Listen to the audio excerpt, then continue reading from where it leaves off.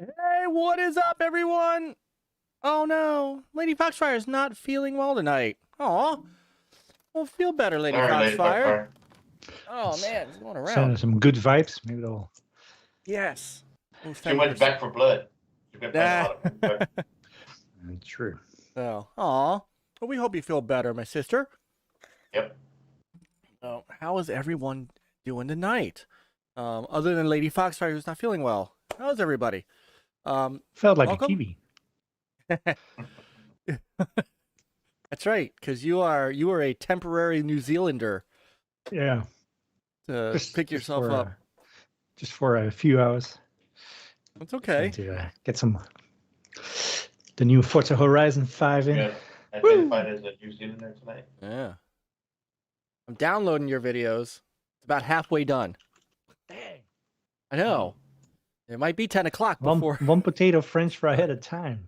I know. Look, hey, my internet's not that bad. I don't know. I think it's Microsoft.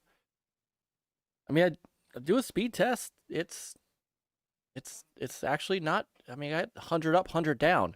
It should be okay, but it's like 2.6 meg download speed on OneDrive. It's kind of horrible.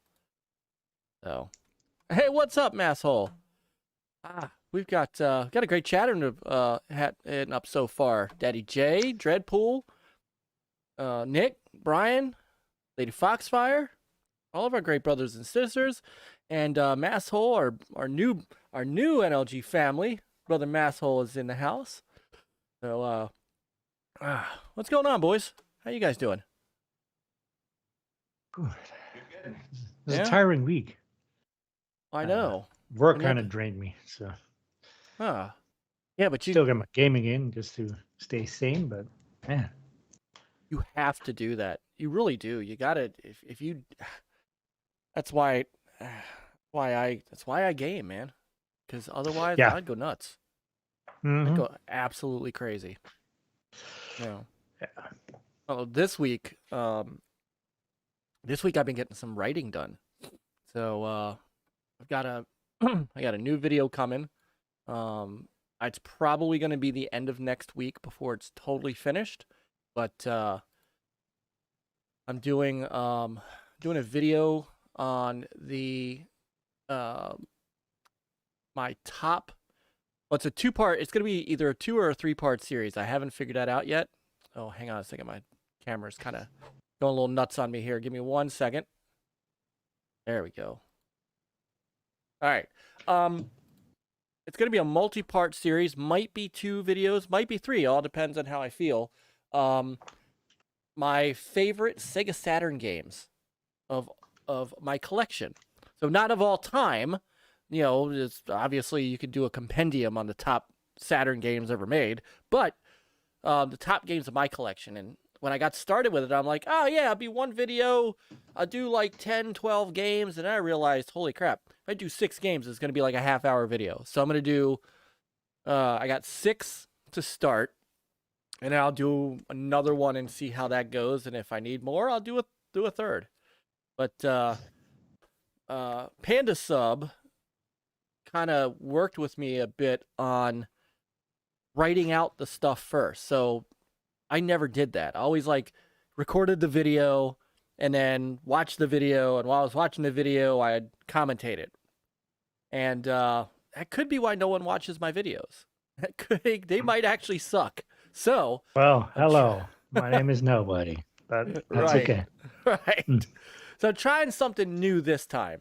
This time I wrote everything out, and I got it all recorded. I actually got it all recorded.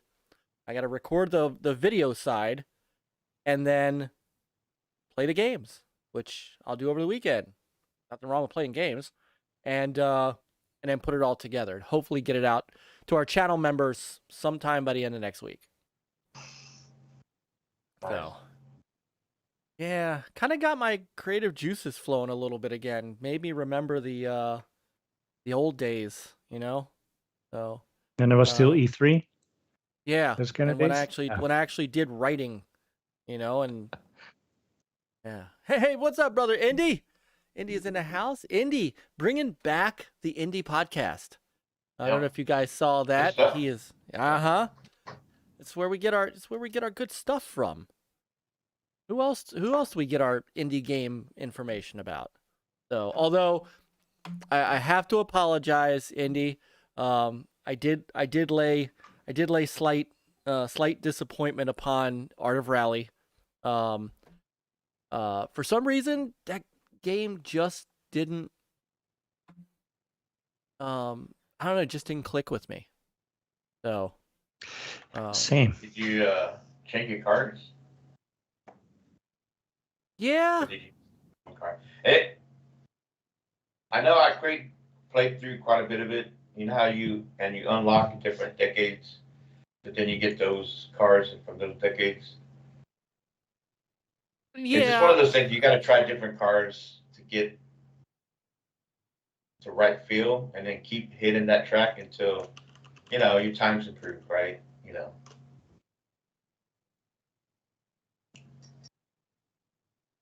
It's a cool game. Yeah, you gotta keep at it to get better. Yeah, Indy said I might have to tweak a few settings. I don't know. I mean, I've got it. It's in Game Pass. It's not like I don't know if it was just, I don't know. I was having, it just didn't grab me, but I could get it again. So. Project Jeff, what's going on? Project Jeff was liking it. So, and Masshole is playing Unpacked. So, and Jeff's been playing Forza Horizon 4 to get ready for 5. So, bonus boards in Fortune Island and Lego Valley ain't gonna destroy themselves. I think it's the handling of the car. The cars. I think the camera and stuff. The camera, yeah. The camera, the driving of this car, I think, with the camera, and it's like, doesn't quite my game. I'm trying to. It's not that I don't like that camera angle. I do. I think it was just the handling was getting me. So.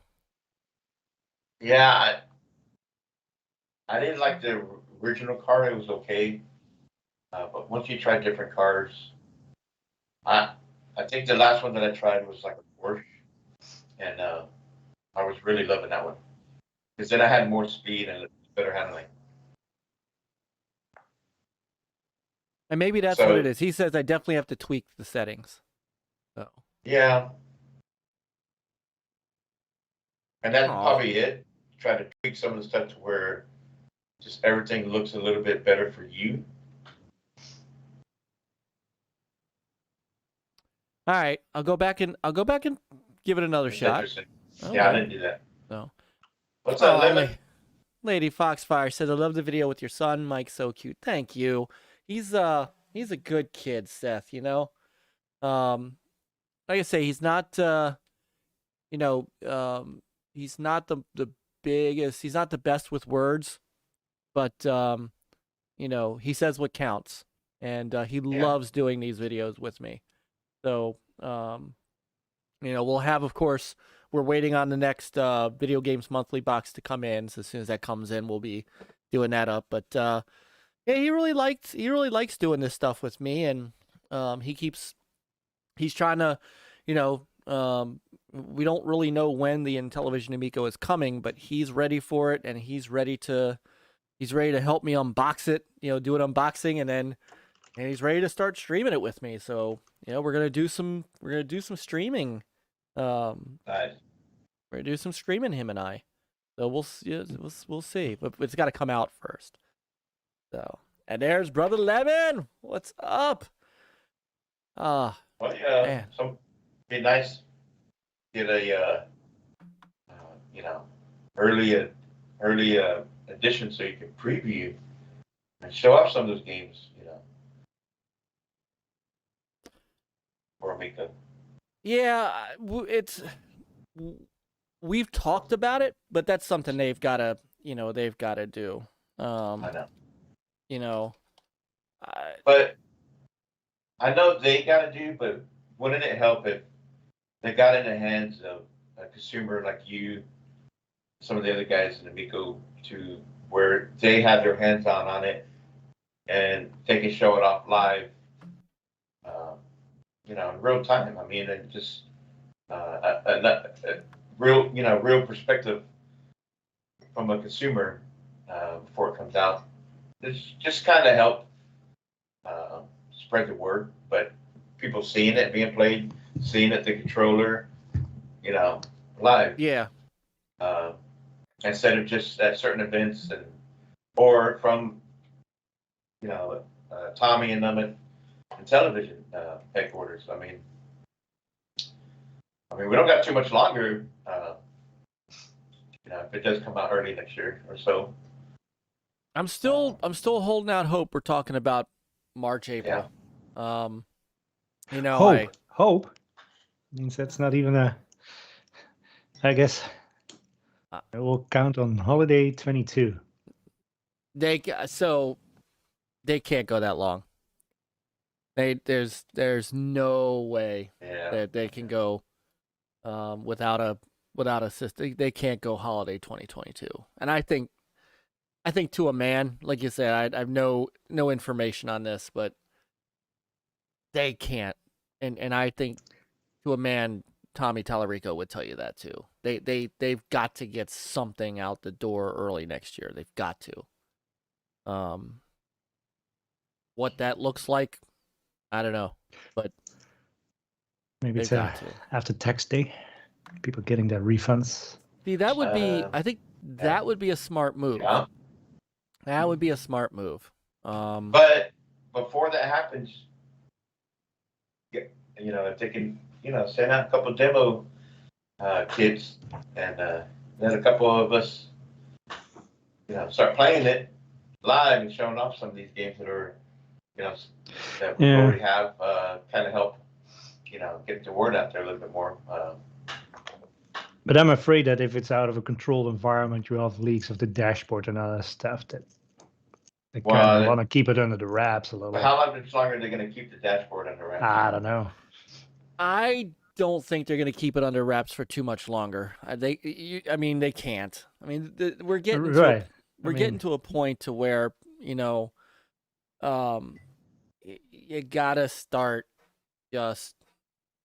Well, but they gotta be ready they gotta be able to have a. How do I say this delicately? They need to be able to give you a tangible launch date first and foremost. All right, it's got to be. Right. You gotta be able to committable date. Yes, it's coming out this day. Period. Yeah. End of sentence. You It's gotta. a shame that it couldn't at least come out in the holiday. I know. So that it's already out there. All the shoppers are out there going to be now, but especially right now, they're probably dealing with the shortage. But exactly. Here's the thing: even if they could have the stuff on the boat, then all the boats will still be floating out on the coast of not California. being able to offload it. That doesn't help. So unless you do freight, by airplane or something like that. And they may have to do that. They may have to do that. They may have to build them in Mexico. Something like that. Hey, we can pick them up driving our Forza cars. It's There you go. Right there. That's funny. Get them to you quick. Oh, that's funny. Real quick, let me give 108 Dragons TV Lemon a shout out and condolences and prayers. Yes. For him and and his family and friends. Good to see him around, and it is. He's been in our thoughts. So. Yes, he has. And I reached out to him a couple times. Yeah. So.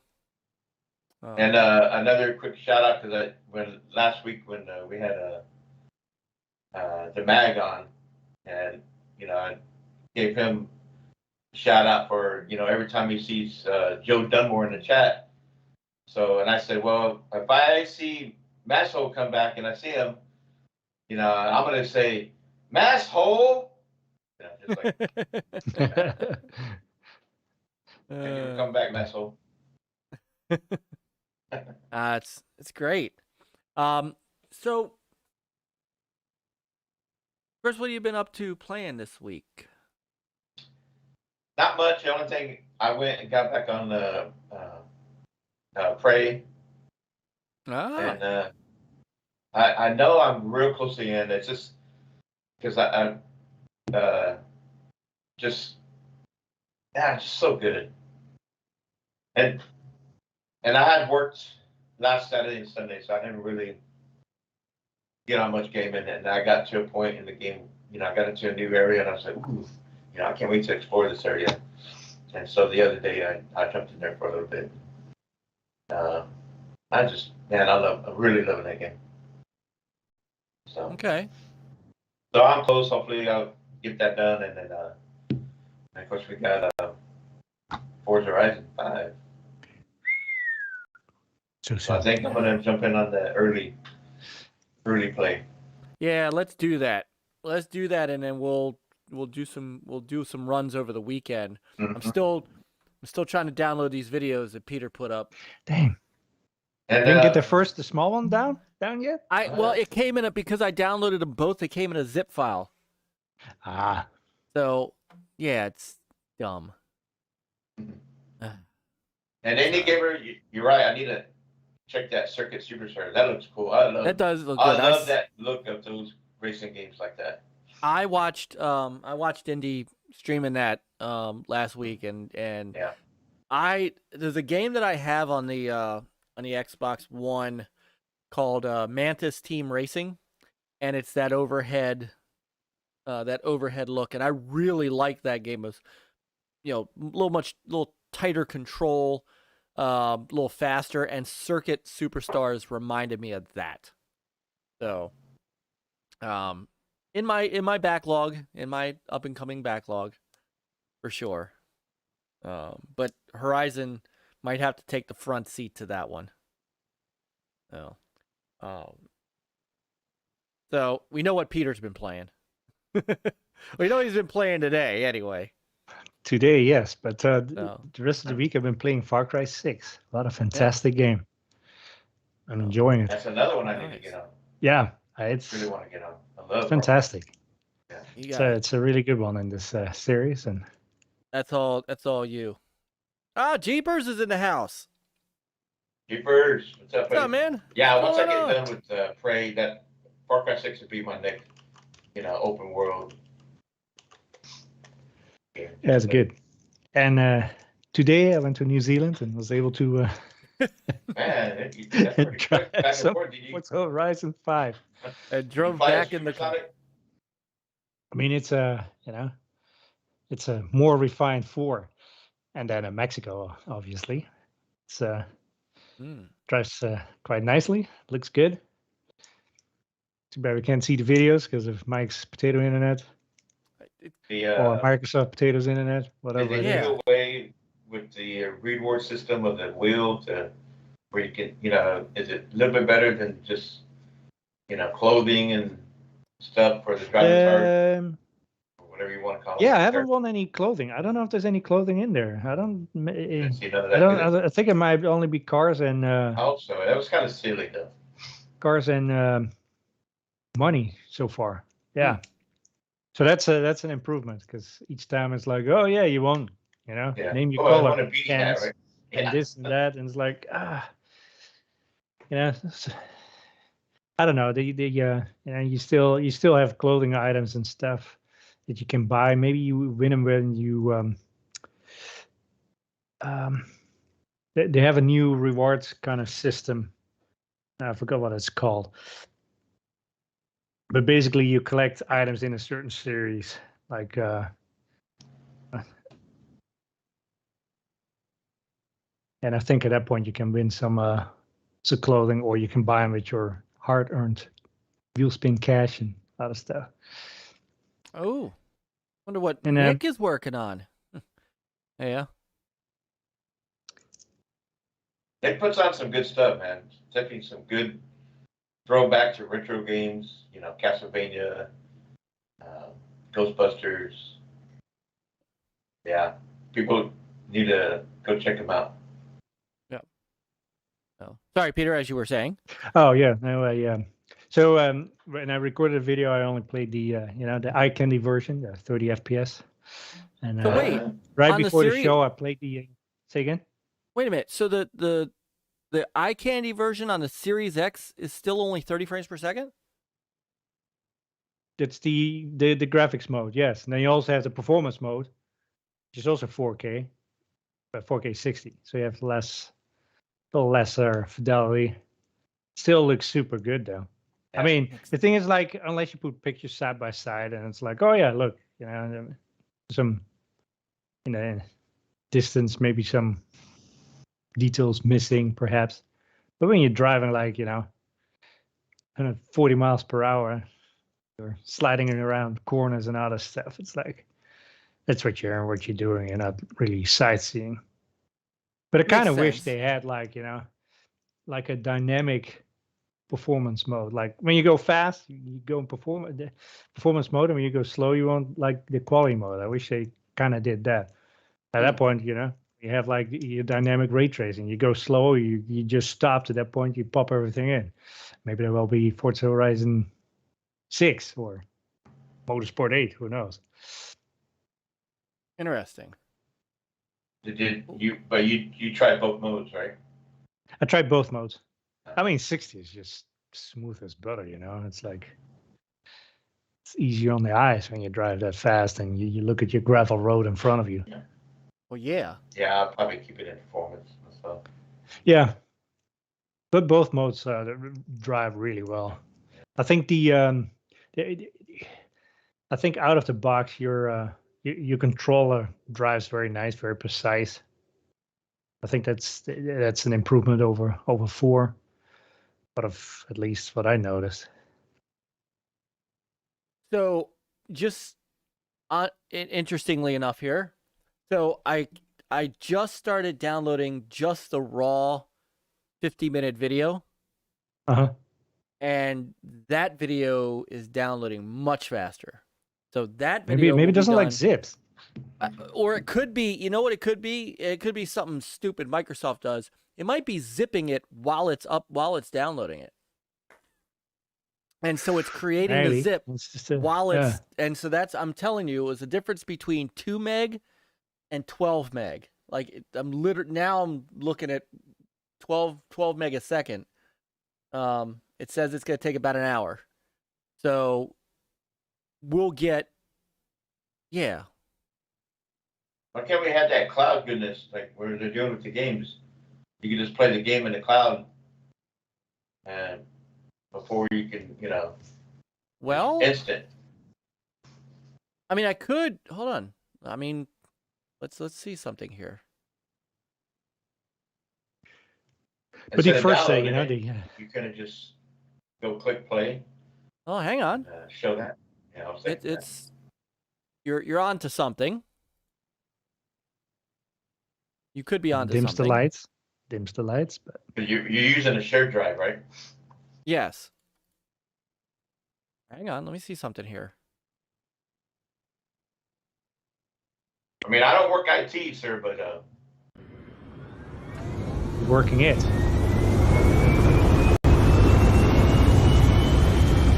Hang on.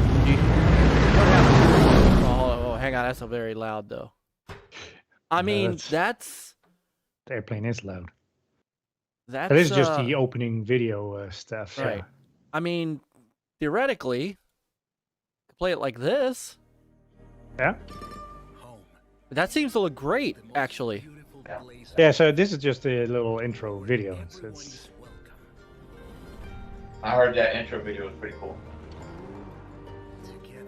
The intro video looks excellent. It's just very nice. Also, like your first race, your drop-in race, it's like awesome. Yeah, we've seen all the trailer, right? When the cars drop out of that airplane. Oh yeah, that's really what it is. And then you get to drive those cars, and that's a lot of fun. So this is the straight up beginning of the game, and like every other Forza Horizon, you have to play through the. You have to play through the opening. The opening scene. So here you see the cars are getting lined up, loaded up in this airplane, and then this airplane flies over. We gotta play certain thing single player first before you open up the multiplayer? Yeah, you have to do this opening race. After that, it's wide open. Yeah. But yeah, you have to do this initial 4-car tour. So they start off. And that's like cool. I mean, it doesn't take that long. Yeah, start off with the new Bronco. Yeah. Yeah. Yeah, my wife kind of likes it. Maybe next year we'll take a look at them. I'll get her one next year. And nice. So drops his car and then you're driving and kind of like driving like from within the car. It seems very tight. That's definitely 30 frames per second. Yeah. Yeah, Andy, but you're not just paying for early access. You get other things with it too. Yeah, that's. Yeah, you get the Yeah. two expansion packs, the car pass. But I do agree with him. You get that, the VIP thing. But I do agree with him on that. You know. Well, I mean, look, if you're gonna pay an extra $40-something for an expansion pass, I come on, I think you earn the right to play early. Well, Yeah, I think and it- also right now on the Game Pass, it's makes at least let's just say the ultimate add-on makes a lot of sense. A lot of people will buy the add-on because they can play the game between quotes for free. What's up, Shizno? Shizno is a fucking fan. Hey, Shizno! Another Shizno. I mean, but you're getting all that extra stuff, I guess is what the point is. Yeah. If you Whoa! Look who popped in the chat. Drakey. Oh! is that Drake? Drakey! Oh my goodness gracious. Dude! It's probably popping in because there's a Forza Horizon coming up. And Yeah. Brother Back is in the house, but Drake! Dude, what is up? Man, Been a while, it's been too brother. long. It's been way too long. Way too long. Hope you are doing awesome. They kept him hostage in the barn. Right? Oh my goodness. It's very happy to see. I'm very happy to see him. Back from the dead just popped in. Yep. So, I mean, I personally also think if you're paying the subscription fee. All right, this is it. I'm gonna just drop the just to keep ultimate. just keep the buffering down a little bit. I think you should be allowed to get it early in Game Pass too. And just don't get the extra I mean, stuff. I think we should be able to play the same time as the influencers start playing. Yeah. Oh no, I I'm mean, going back to like, 1080. especially like on Game Pass. I mean, aren't we influencing too? We are.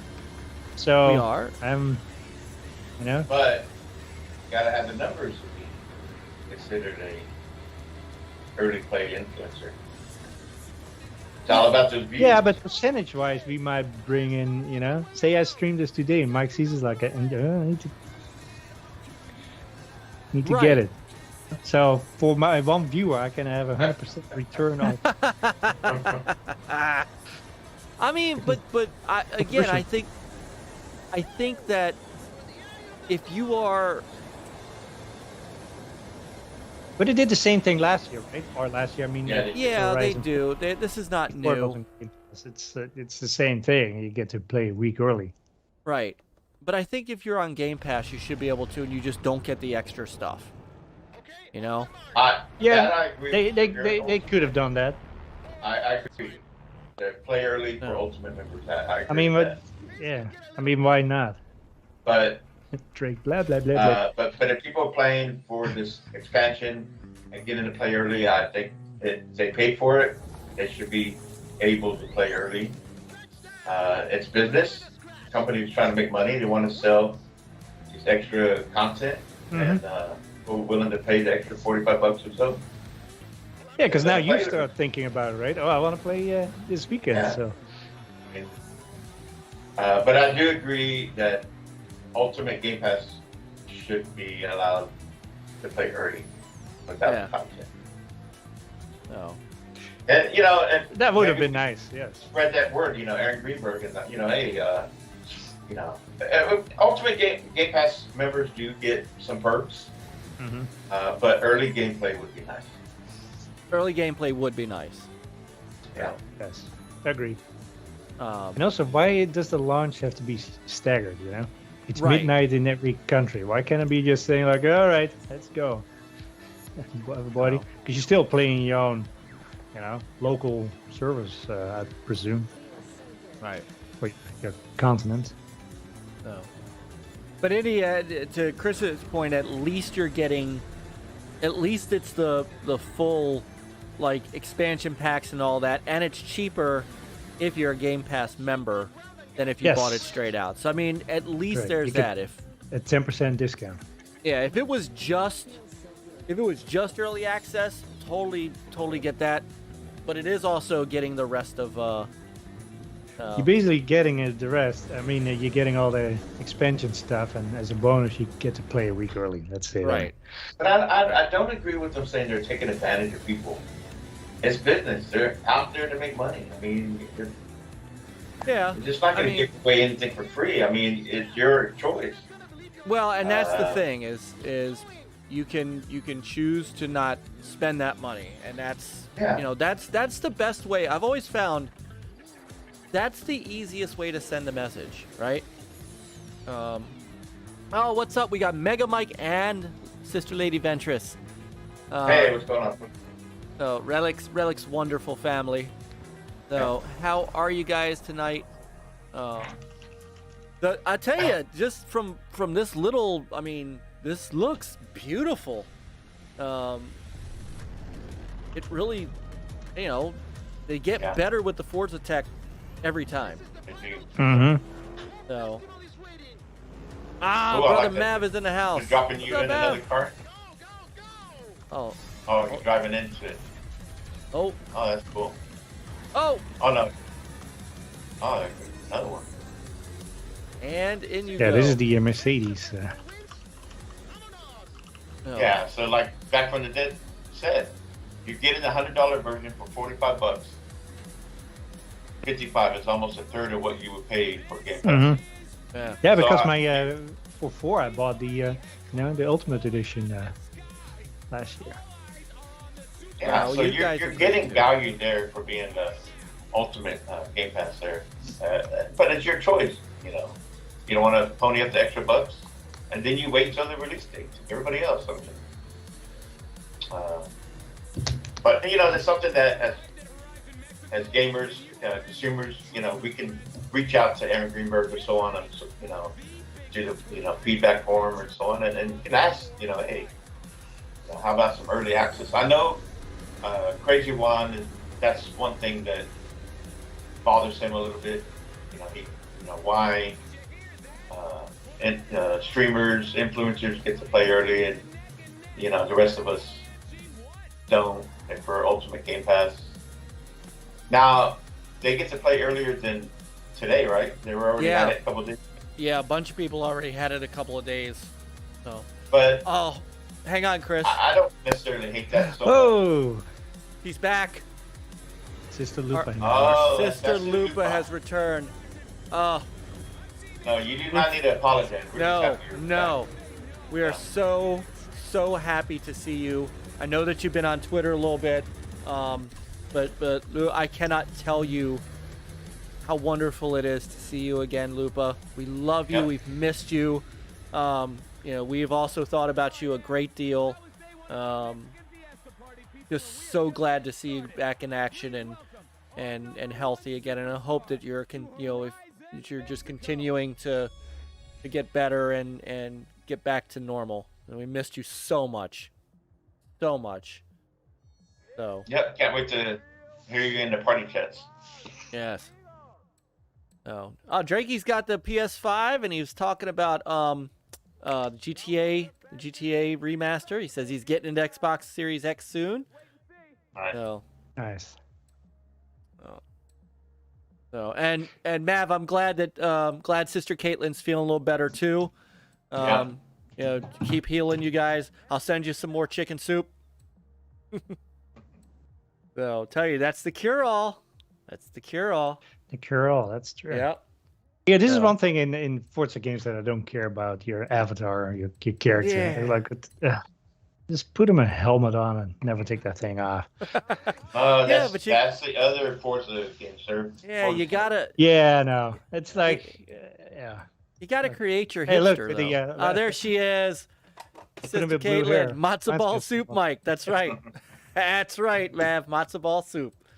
Yeah. So, glad you guys are both feeling better as well. And we got beast mode 10. Yeah. These superstars know Oh. how to make an entrance. Am I right? Huh? All hell G. He's back in. He was there in the beginning. Yup. Oh. Hello? Hello? This is the sound of my voice. Hello? I think Hello? the Sound of my voice. avatars look cool. 1, 2. You Yeah, see, yeah. And now you've got voice. Now you got voices. I don't know how my voice sounds now. Yeah, Jason. he So you actually can unlock talks more a little voices, I bit guess. at times. So. This is the start. Oh. Is this Man. not- Oh, is that Beast Mode 10 popped in? What's up, brother Beast Mode? Yep. Beast Mode, he hangs out with me sometimes on the live streams, and I told him, Nice. come on into the chat room one Thursday night, hang out with the best chat room out there. No, we love you guys so much. No, and again, it's just, man, Lupa, it's so glad to see you. So Mav, how was got to catch up on PM and the PM tonight. No, Pong was probably in rare form. Did he badger you again about Age of Empires? No. So, all right. So Peter, so from the standpoint of, I mean, we played the hell out of Forza Horizon 4. We did. You know, so now there's 5. There's, you know, are there tangible differences? You know, gameplay feeling wise and the bit that you Yeah, been able to play? the cars feel tight. You know, playing a bit of controller, it's like seems they have improved down there. It seems like you're more in control, and so that's a good thing.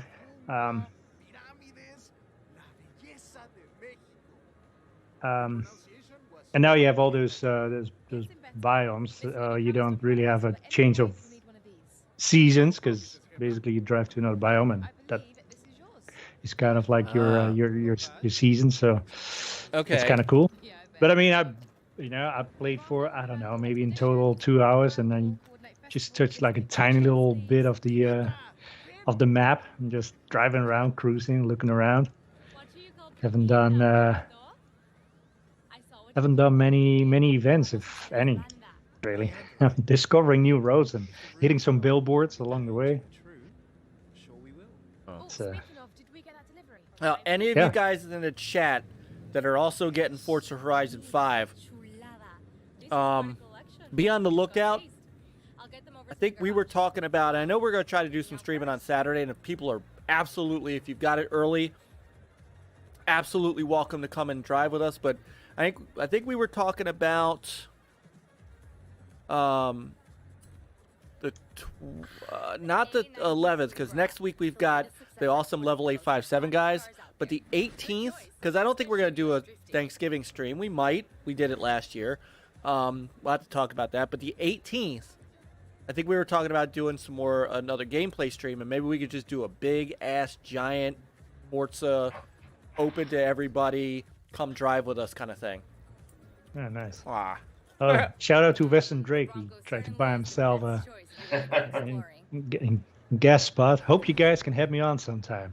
Dude, You saw earlier, Drakey. you always got an invite. You just need to reach out. Drakey, you are NLG alumni, man. You are a former co-host. You don't have to ask.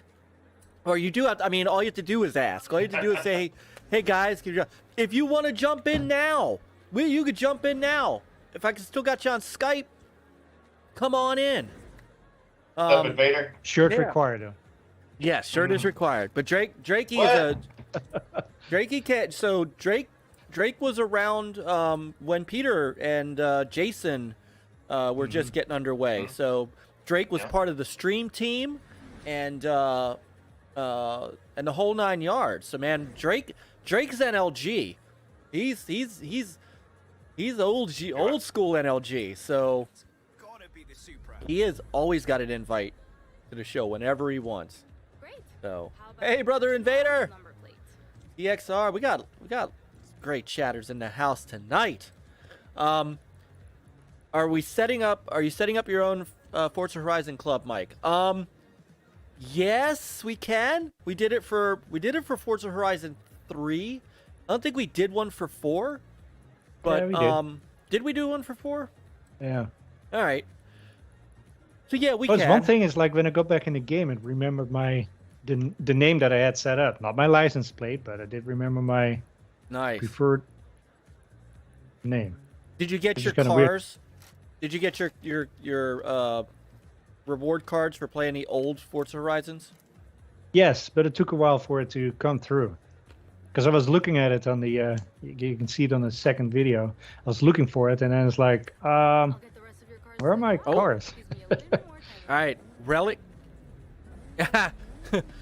Shizno says, "Crap! I got so many friends playing Forza Horizon 5 right now. I have serious FOMO right now."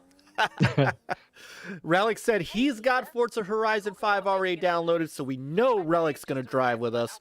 His son Nice. Mega Mike says he's definitely getting it. In fact, he has it pre-downloaded, so I know he is gonna drive with us. We're gonna get this rolling, man. We're gonna have a nice time. So we'll advertise it, and Thursday the 18th, instead of a show, we'll do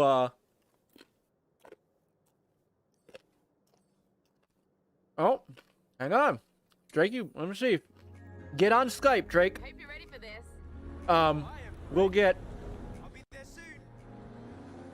We'll get everybody together, and we will do a big drive. Oh. Do it. No, that's why we're gonna do it on the 10 lap 18th, Goliath. because we definitely want you in there too. So, and if you wait till the 9th, totally cool, totally cool. But we want you riding with us, man. So, Shizno, all right, Shizno's gonna be in. We're gonna make this happen. We're gonna have a great night that night.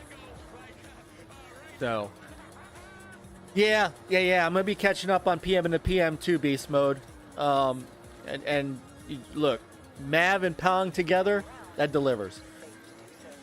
So, all right, there you go. Oh, hang on a second. He's gone green. Green. Oh, Oh, here. What's up? There's Drake. What's up, brother? Doing all right? Yeah. Get that camera on so I can get you into the show. All Let me right. get you Gotcha. set up. Hold on, let me see. While you're doing that, Let's I'll get you set here. Hang on.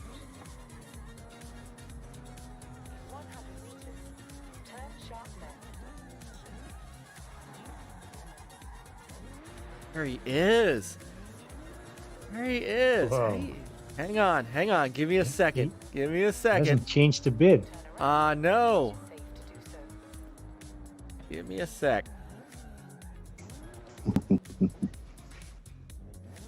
Lupa is also playing Forza Horizon 5. Nice. All right, hold on. I thought it. Oh, I had it over here. All right, hang on.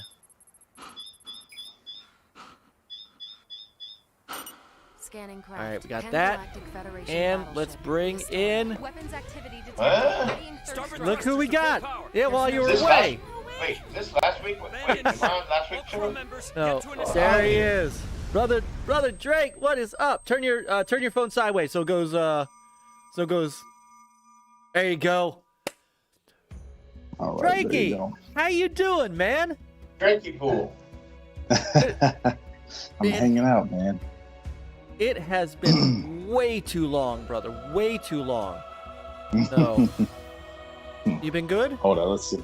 I've been good. My little one won't go to sleep, so I wanted to. I've actually never let you guys see him in person. No. Let's see. Quick shout out to Lady Ventress with a $5 super chat. Aw, Appreciate it. thank you, Lady Ventress. Thank you, Lady Ventress. Hey, what's going on, little man? Are you quite alright? Look at that. Mini Drake. Yeah, Drake Jr. Drake Jr. Man, our Drake's all grown up. Yeah, though, I met you guys in like what, 2015, 2016, and I didn't even have a kid at that time. It's been, dude, it's been a minute. Back when I thought Gears was life, man, but we won't talk about wait, that. It's not? Nah, not no more. Like I said, I had switched. I'm not gonna lie. Like I like both consoles, but I definitely switched more over to the PlayStation side because, for me personally, and it's all down to opinion. It's all down to opinion. But I feel like their quality of games is better, in my opinion. That's just what I feel. That's it. Get out. Get him out. Boot him. Gotta show you think this is. I don't wear this hat for nothing. Yeah, no, but I like that new Forza. It looks interesting. I'm like, I saw it and I saw Halo and I said, okay, time to get a Series X. I said, even if I have to go pay a scalper for one, I'm gonna go get No, one. you don't do that. No. Don't. Listen, if you got the money, it's not a big deal. If you don't got the money, it's where it's a deal. The reason why I say that, it's always a bad deal. the reason why I say that is because you're looking at it right now from an aspect of you're gonna have to wait until at least 2022 to 2023 to be able to start getting like PS3s all the time in a store. And right now, it's pretty much near impossible to get one. Like unless you really sit there with your finger on the refresh button, and I don't feel like doing that. I got a life, so got my little one to think of.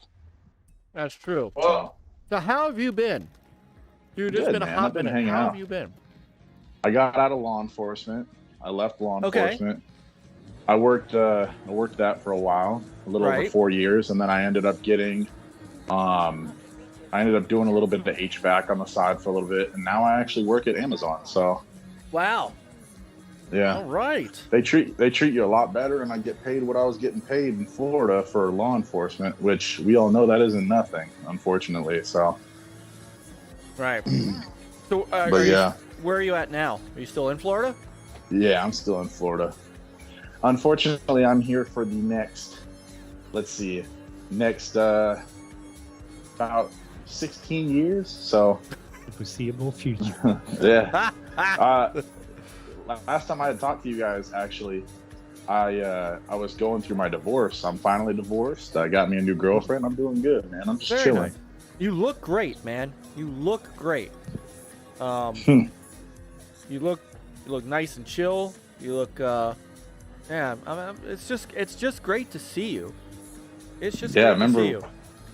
What we used to do? We used to play like Rocket League all the time. That was like huge. Last time I was on the streams with you, I remember We played Rocket I League. did the throwback for you guys, but I still watch it sometimes. I have it saved on my channel for YouTube. But I actually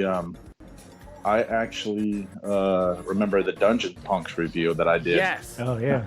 Yes. I was just about to bring that up. And then getting the Dungeon Punks to come on with us, the devs. Dude, that dude was awesome. I liked that guy. Yes. No, you did great work.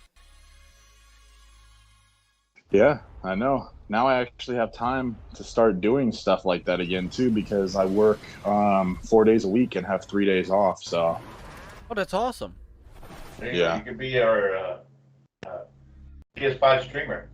I'm down with that, man. What have you been gaming? There you go. Oh man, I pretty much game. I'm looking forward to the GTA Definitive Edition, but I've been playing like Far Cry and oh dude, I can't even go on about Guardians of the Galaxy. I'll tell you what, Square Enix really fixed their mess up that they did with the Avengers. It was awesome. That's what I heard. Yeah, I've heard a lot of good things. The fact that they made it single player just made it even better, because I'm a huge multiplayer guy, but those games like that kind of just feel like more of a single player game, because when you start putting multiplayer elements into a game like that, they start getting stupid with it, and they start putting things such as like little things that you have to grind for. It felt kind of like they wanted it to be Avengers, but it had an identity crisis, and they tried to make it like Destiny almost. So, who developed Guardians of the Galaxy? It wasn't Crystal Dynamics. it was the same company pretty much. It was Square Enix and stuff. I know so, Square Enix, but yeah, Crystal Dynamics did Avengers, but who I don't did know. Guardians of the Galaxy? I don't know. I'd have to look at that up, but I know that they did really good. I was surprised because Guardians of the Galaxy, I've never liked Guardians of the Galaxy. Like the movies, I'm not a fan of them, honestly. But the show or the game, on the other hand, is like it's kind of like it threw me by surprise. So I mean, it was crazy. I've been playing that. Plus, what else have I been playing? I'm getting ready to start playing the new Call of Duty Vanguard, Battlefield. I'm gonna be playing the new Battlefield. So. Halo Infinite? What do you think about that? Dude, when I get the Xbox, Yeah. I will it is not even just a guarantee, it is a promise, signed, sealed, and delivered. I will be back to my old days like I was on Halo 5, grinding the hell out of that game. Yeah. So that is Halo always will be one of the best shooters out there. Oh yeah. And Xbox has it. So yeah, Beast Mode. He said, "Did you see Square?" And that, yeah, I did. Square Enix they kind of threw Crystal Dynamics under the bus about Avengers. You know, that they probably weren't the best studio to develop that type of game. I saw maybe that. they weren't, right? But they probably asked them to do it, right? So I don't know, but I've heard that one's gotten better though over time with that. Black Panther DLC, people have enjoyed it. yeah. I've heard that too, and now they're coming with November 30th. They're coming with the Spider-Man PS4, PS4, PS5, and whatnot. So, So Monkey Punch, Brother Monkey Punch. The Force Secession we're doing on the 18th. That's going to be our next gamer co-op gameplay stream. So we're going to open it up this time to everybody who has Forza Horizon, and it'll be like we do once a month in lieu of a show. Do a gameplay stream. Last month it was Back 4 Blood. This month will be Horizon. So, Lady Adventure says I'll play like a drunk driver though. That's the best kind. So, Winter Soldier, Shoulder, it is good to see you. It's been a minute. I know you're one of the guys that I lost touch with when Twitter nuked my Twitter account. So I'm so glad to see you again, man. Really. So, by the way, so in this Forza Horizon, they have motorcycles again, right? Right. And But guess what? You still you can't have drive them. that you can ride them yourself. Damn it. I hope they will add that. They should add that. As the They next should. expansion. They should make that DLC. I don't know why. that's what I liked about Test Drive. Wow, look at that. That's wow. Yeah, this seemed like super fast. That was really cool. But look at that drop. That's Yeah, that drop was crazy. You said now. I know you played it in both the performance and graphics mode. Yeah, I haven't played this particular mission in performance mode, but I want to do it. I want to see how it feels going down that steep slope. Yeah, that looked really cool. Absolutely, Andy, and everybody's going to be welcome, and we definitely want you if you can do it. If you're able to jump in, we want you for sure, man, for absolute sure. So, Papa Pete, I almost wore Papa Pete's shirt tonight, but he never gets a chance to check us because he's an hour ahead. So I almost wore your shirt tonight, man. Darn it! Papa Pete. What's up, brother Pete? We got all kinds of great people in the chat tonight. We really do. His opening tune is so great. Papa Pete's opening tune, his videos. Oh. Papa Pete. That's hilarious. That's right. Y'all don't even look like y'all aged a bit, man. Well, you know, It's all those filters, that we can apply. I have my camera. I have the camera turned down. That's what they're putting in the water. Just my beard has gotten probably a little bit longer. I tell you. I like the hat. I like the hat though, my man. That thing's nice. That Halo hat is nice. That Mortal Kombat shirt you have on is nice. Yes, sir. Yeah, yes, it is. Oh. Classic Mortal Kombat. But hopefully you don't try to kill me if I come in here with a PlayStation 1 on. Oh, for goodness sake! We are all. As long as it's not Amico. Hey, you leave the Amico alone. Oh my gosh, Steam Deck. Did you pre-order a Steam Deck? No, no. I'm good with my PS5 and Xbox and Switch. That's it. Don't need that Switch OLED. That's a waste of money. Swollen. Oh, that's right, Jeepers. We don't do console wars here. Of course, Drake, you can. Will Forza Horizon 5 finally dethrone Dreamcast's vanishing point? As long as it's not a Sega shirt, now I'm going to go change back. Now I'm going to go change. You see what my girl got up? Oh, quick shout out to Dark CMF for the super chat. I just wanted to say that I'm happy to see AssassinLupa back and doing her thing. Great show so far. Thank you. Yeah, welcome, Dark CMF. Dark CMF. I'm thinking that I haven't seen you in our chat a whole lot. So if you're checking us out for the first or second time, welcome. It's great to have you. I think you'll be right at home with these unbelievable gamers that we got in the chat. But thank you so much. And of course, see, this is the beauty of our community is, we've all missed Lupa and we're all welcoming her back, and that makes me happy. Not been around much, and thanks. Hey, but welcome. And I'm just really happy. It makes me happy to see us rally around somebody really awesome like our sister Lupa. So it makes me happy. Yeah, Drake, you can wear a PlayStation hat. It's okay. I have a PlayStation. Messing with you, brother. I had a feeling. I was just messing with him because he was messing with me earlier about the PlayStation. Yeah, that's it. That's all right. Yeah, I don't have one. Peter has one. Myke has one. Mm-hmm. I don't. I want to get one, but not. I just don't feel like getting it right now. Yeah, and like it is with the Series X, right? You got to sit there and try to find one, and I don't feel like doing that. And so when the time comes when they're readily available in the stores, and I'm ready to get one, I'll probably get one. But I would like to wait to see like if a custom one comes out or something. That's totally I had the Spider-Man Pro, PS4 Pro, and of course that got stolen. So. The only reason why I got a PS5, I've been playing PS5 since 2018, or PS4. Oh, I wish I had the PS5 in 2018, but PS4 in 2018. The reason why I'm getting the PS5 is because, and I'm not hating on the Xbox. I love it. I love the new Xbox Series X. It's so powerful, and like the games on it and the Game Pass is awesome and everything. But I guess I'm very, what's the right word for it? Bougie when it comes down to it, because bougie. I'm sorry, Drake bougie? Yeah. I'm serious. I'm serious. This is crazy, man. Like the PS5, the reason why I like it is because, okay, so you put the UI of the Xbox next to the PS5.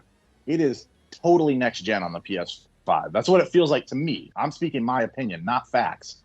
Opinion. But like, I think that it looks next gen. The console looks like a damn spaceship almost. So that in itself looks freaking next gen.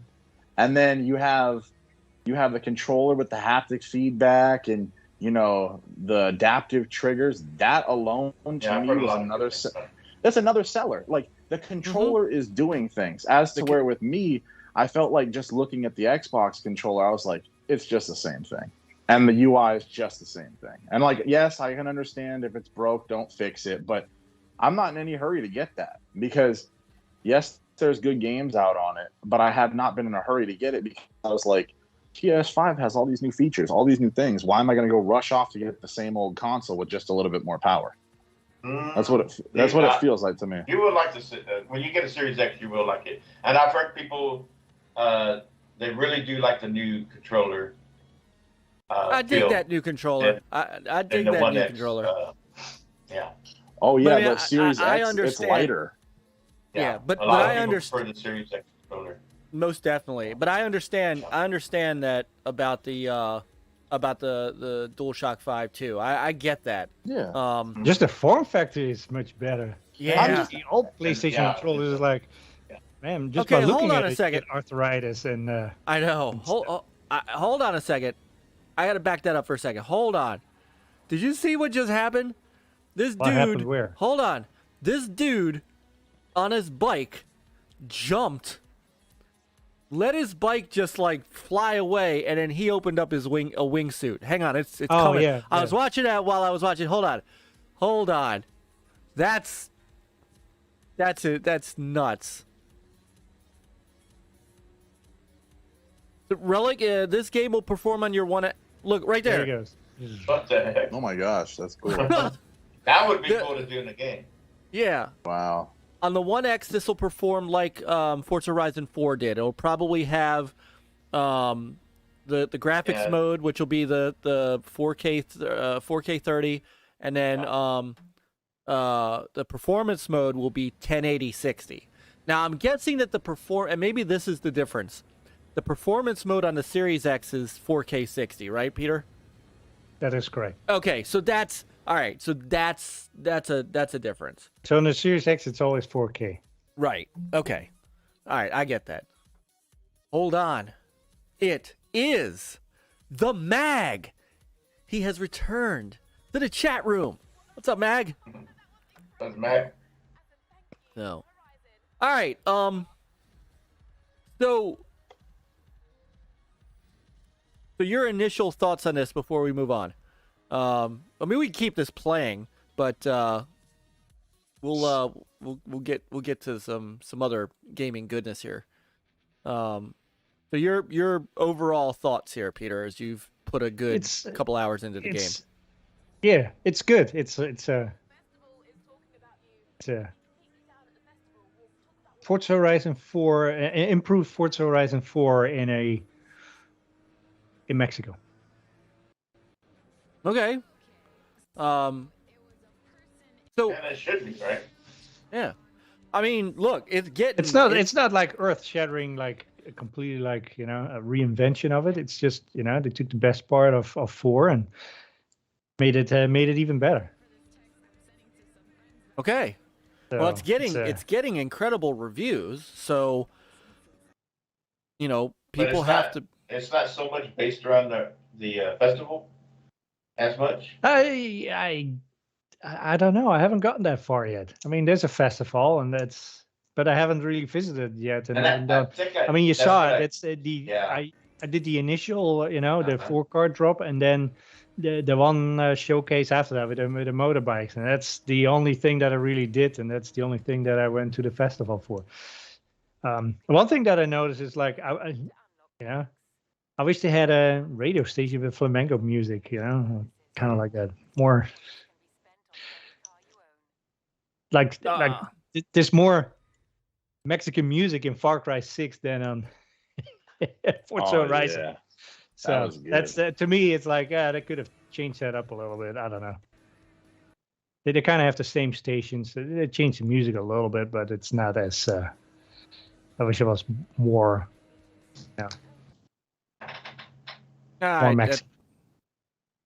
That's understandable.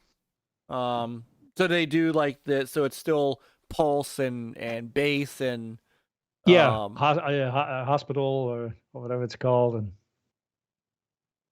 or off. Any Spanish stations? I mean, I think they add a little bit more Spanish into it, but it's not like I don't feel like if you go to Mexico and you turn your FM radio on, that's really what you get. Maybe you do. I don't know. No. MAGG, it's okay. You're never late, brother. You're never late. Perfectly cool. It's a BMW. No. Oh, I like the. Yeah, that Supra is nice. Yeah. The Supra. That's, Oh. Yeah, that Super looked pretty cool in person. yeah. I wasn't Is too it- keen on it at first pictures, but then when I saw it in person. Yeah, and drives really well too.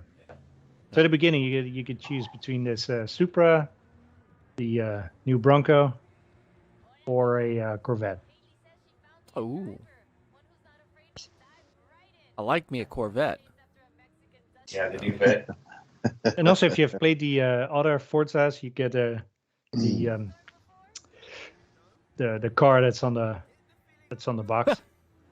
Mag says if there's no Tesla in Forza 5, I'll be pissed. Oh god. I don't know if there's a Tesla in it. I There doubt was it. one in 4, That's right? actually, Was there a that's Tesla? actually my next car I'm planning on getting. Are you? Oh, you're gonna need to. Well, After a while. Yeah. Never mind. I'm not going to get into what I was going to say. Never mind. Never mind. Yeah. I know better than that. I got a hybrid, so save money on the Yeah. gas. Yeah, that's good. There's a ton of charging stations because I live in Jacksonville, Florida right now. So there's tons of charging stations around here. So Nice. All right. So a couple. Hey, before we go to the next topic, I saw something this morning and I forgot to mention it. Ooh. Devolver Digital. Just a real quick thing on Devolver. I don't know if you guys saw. Devolver has gone public. And guess who threw some investment money at him? Guess who bought shares? 10 cent. No. 50 cents. 50 50 cents. cents. That's a surprise. No. Maybe not yet. Sony. Yep. Sony bought shares into Devolver.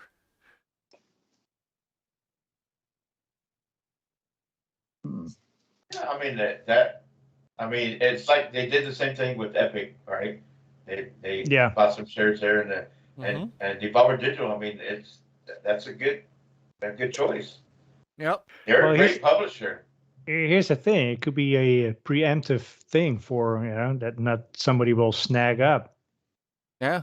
Well, Devolver they make it's 5%, so it's not. Yeah. And Beast Mode just beat me to it. It's basically 5%, so it's not. We're not talking about they're not. I don't Like think they're that's. going to get all digital Devolver games. Yeah, exclusively, true. you know? Yeah. No, I think, but it's a good investment because they've really come along a lot these past couple of years. I mean, that they bring out a lot of great indie games that they Mhm. support. Well, And, and then Devolver is also getting a little busy. I don't know if you saw this too, but they purchased 3 studios. So they got they got Crow Team, but they also bought Dodge Roll, who made Enter the Gungeon, Narrow, who made the game Reigns, and Firefly Games, who make the Stronghold series. So, so they've been busy. And no, Yeah. it's not. I don't think this leads to anything. It's not. It's not Sony buying exclusivity into not for 5%. Mark Cuban would turn that No. down in a heartbeat. Yeah. I'll tell you what. I'll give you the $950 million for 80% of the company. Yeah. Mhm. And for those reasons, I'm out. But yeah, we'll see. But no, Devolver themselves has been very busy. This has been a big day for them, or a big Yeah. couple of days. So, all right. So one of the big news topics, Peter, if you're ready. The Sega Microsoft team up. Yes. So interesting news coming out of Japan, and ever since it was announced, of course The pundits have all pundited. So here's basically the bottom line.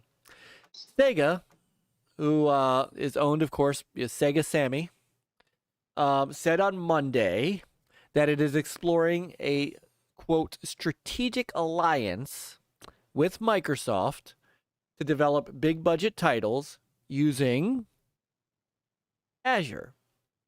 So let me bring up the actual, because I grabbed a screenshot of what the actual announcement looked like. Give me 1 second. I just need to find where I put it. There it is. I don't know if nobody's going to be able to read this, so I'll be happy to do so. So Sega and Microsoft have agreed in principle a strategic alliance that explores ways for Sega to produce large-scale global games in a next-generation development environment built on Microsoft's Azure cloud platform. The alliance would form a key part of Sega's mid to long-term strategy, allowing the business to move forward with, quote, super game, quote, a new initiative for developing new and innovative titles where the key focuses are global online community and IP utilization. Blah, blah, blah, blah, blah. Microsoft and Sega have agreed upon the foundation for this alliance, and through mutual cooperation, will look to build further technological evolutions with areas such as the network infrastructure and communications tools required for global online services being a key priority.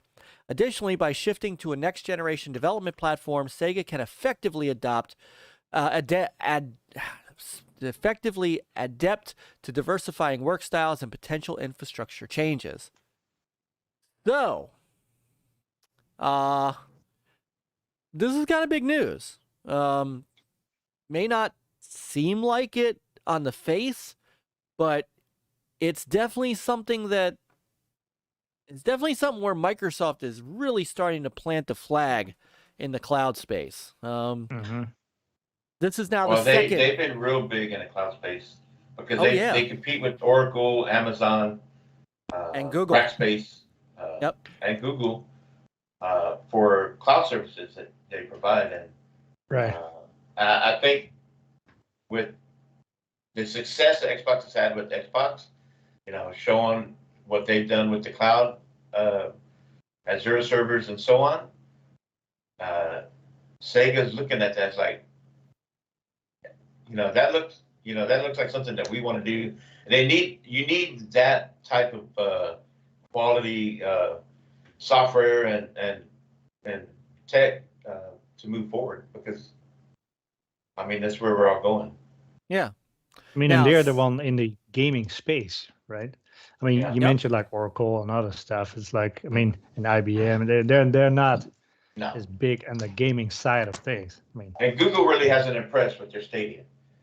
So no, they kind of got almost rid of it, or at least the in-house part. And they just have the platform itself. I actually like that thing. I have the Google Stadia, but it's not something that I would choose to buy a game on over my PS5. Maybe my PS4, but not my PS5.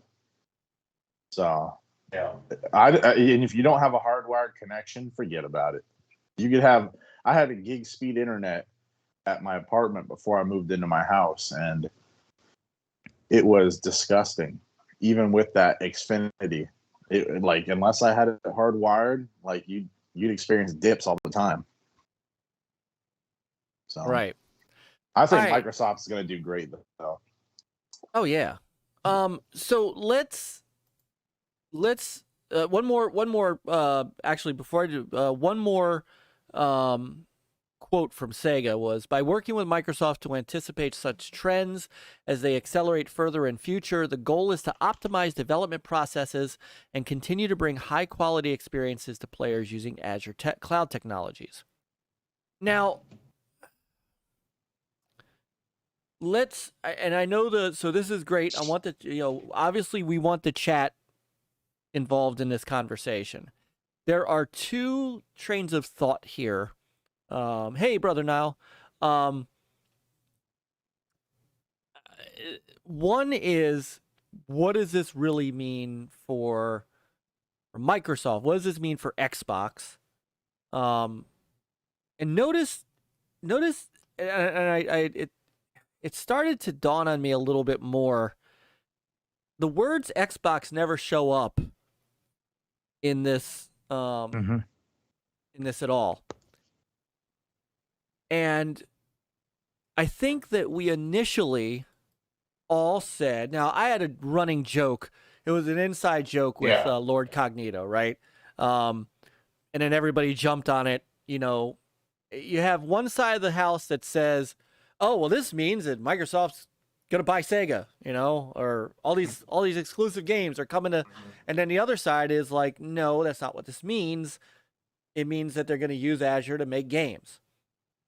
I'm somewhere in the middle to right-hand side of that column. I don't think that this is anything more than what Sony and Microsoft talked about. Because remember, that was last year's big announcement, was Sony was working on a strategic alliance with Microsoft to utilize Azure for its cloud business. I don't think there's any bigger, I don't think there's any current bigger agenda for this. This seems to me to be exactly as it is. Microsoft's going to give Sega tools. Sega's going to make games with them and pay Microsoft to do so. Now, there's a little bit of man, the chat is all over it, man. You guys rock. And Dark I was just about to say that. And I was actually right in the middle of grabbing that tweet. Because at the same time that all that is going on, Sarah Bond said, well, we've been eyeing this alliance for a while now, and hang on, I'm almost there. I'm looking across her, her Twitter feed. The past year or so, we had some teases. Now, I mean, that could have been about other things, but, you know, like Aaron Greenberg were teased, Hedgehog. There was some stuff there with Xbox and Sega teases. And I'm sure, of course, they probably knew about all this. But there's probably more there that we don't know. And I think you're right.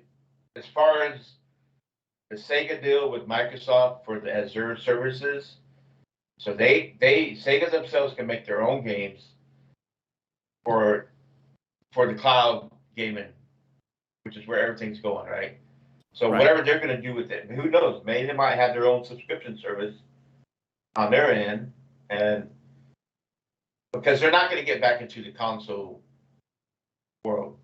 No. So and don't ever tease me about that. I know. They can rebrand an Xbox. But all day. The cloud services will provide them with the Azure services from Microsoft, and the cloud will provide them a platform where they can have their own app on TV, on mobile, where, you know, they can, in a way, even though they, just like Sony, they have services with Microsoft, but then they're also might be competing with Xbox as far as gaming attention, right, to their stuff. So, but there might be some deals there too, where we might see more Sega games in Game Pass. Maybe not so much exclusives, but it might be some more Game Pass deals in there. Right. Where they have a better relationship, you know, going on. So. I still think it's close to the Sony deal, and the only reason why Sarah Bonds, it's possible that anything that has to be gaming related on Azure is Sarah Bonds territory. The only reason why with Sony it could not be Sarah Bonds because there's a conflict of interest. Right? That's, I mean, look at AMD, right? They provide both chips for both Microsoft and Sony, but it's not the same team. That will be conflict of interest, so they will never do that. So, and I think this will, you know, it's kind of the same thing. I mean, you know, now there's a Sega. There's no conflict of interest because, you know, Sega is not an Xbox competitor. So therefore, Sarah Bonds, it can be her team or under her whatever. Right. But for PlayStation, that would never fly. So that had to be more neutral. Yeah. So that would be my take on it. I mean, if it's more, I mean, it's great. You know, if it happens to be like, hey, instead of paying cash, how about I put these games on Game Pass for a good deal? Who knows what? You know, as a Game Pass subscriber, I say bring it. But I don't know. And let me I'm just double checking to make sure that I get this right, because Beast Mode, I don't think Sarah Bond, that could be conflict of interest. I don't think so. I don't think she would have tweeted anything out like that if she's out of bounds, like if she shouldn't have said anything. Yeah. Oh yeah, no. Yeah, no. So she could not be on the Sony team and work with that as you know. No, because that would not fly for Sony. But Xbox doesn't do anything with Sony. That was just Microsoft deal with, you know. Yeah, but also like on the. Well, here's some of the gaming related, but that could not be the same team. It's weird because she is in the gaming side, but so she's listed as head of global gaming partnerships and development for Xbox/Microsoft. What she said was, and we got to be really careful. Here's what she said on October 31st when this broke. My love for Sega and their games dates back to my playing on my Dreamcast. Sarah, I love you. You got to get yourself a Sega Saturn. Just saying.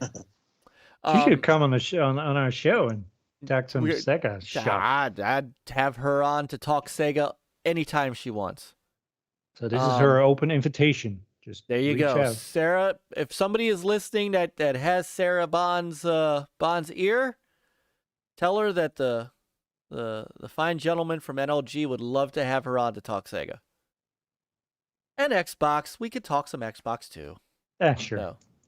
Well, she's here and might as well. But so she said that, and she said it's been a delight to lead our partnership with Sega, and I'm thrilled to take it to the next level.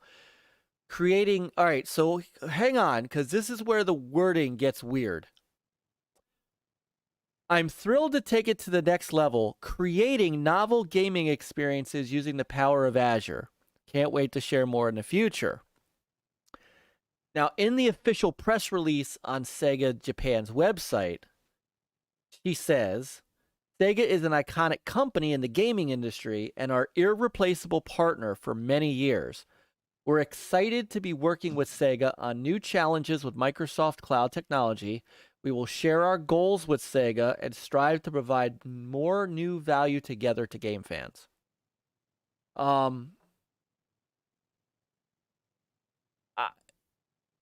Still doesn't mean a whole lot. It doesn't, because no, it doesn't mean that it's no, it does not, Xbox because or Game Pass. No, it does not. It absolutely does not. With them for their gaming platform through the cloud services.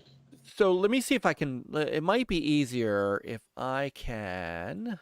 And I do agree with you, Mike. Like earlier, like, you know, some people, they're looking into it too much, trying to say, well, this could be, you know, something on the Xbox and Game Pass and blah blah. And some people don't know it's just cloud service, just like Sony, blah blah. We don't know. And it's not that I don't. Right? It's not that I don't want it to be. I mean, I would love for this to be something. I really would. This would be awesome. But they have worked together where they already have a couple games that are been. You know, they put the Yakuzas. They put the. What's the other one? The one that you like. That was pretty much on Xbox only. Phantasy Star Online. Yeah, Phantasy Star Online. Yep. So they have, and someone had mentioned, I can't remember which podcast it was, so I apologize, but someone did mention that maybe what they were able to do with Phantasy Star Online and working with Sega on that probably helped Sega, you know, made that decision, like, we're going to go with, because I think that's on the services. cloud. Right. And so I think they were impressed with that. I think it helped make that decision. That's what I think. And Indie Gamer says 2 Point Hospital was published by Sega as well. And Pong Soul, brother Pong is in the house. What is up, my brother? I just telling Mav we're gonna catch up on PM in the PM probably tomorrow during work. Because that is I know you were probably on fire today over this and Crystal Dynamics. So but here is Yukio Tsujino, the president and COO of Sega.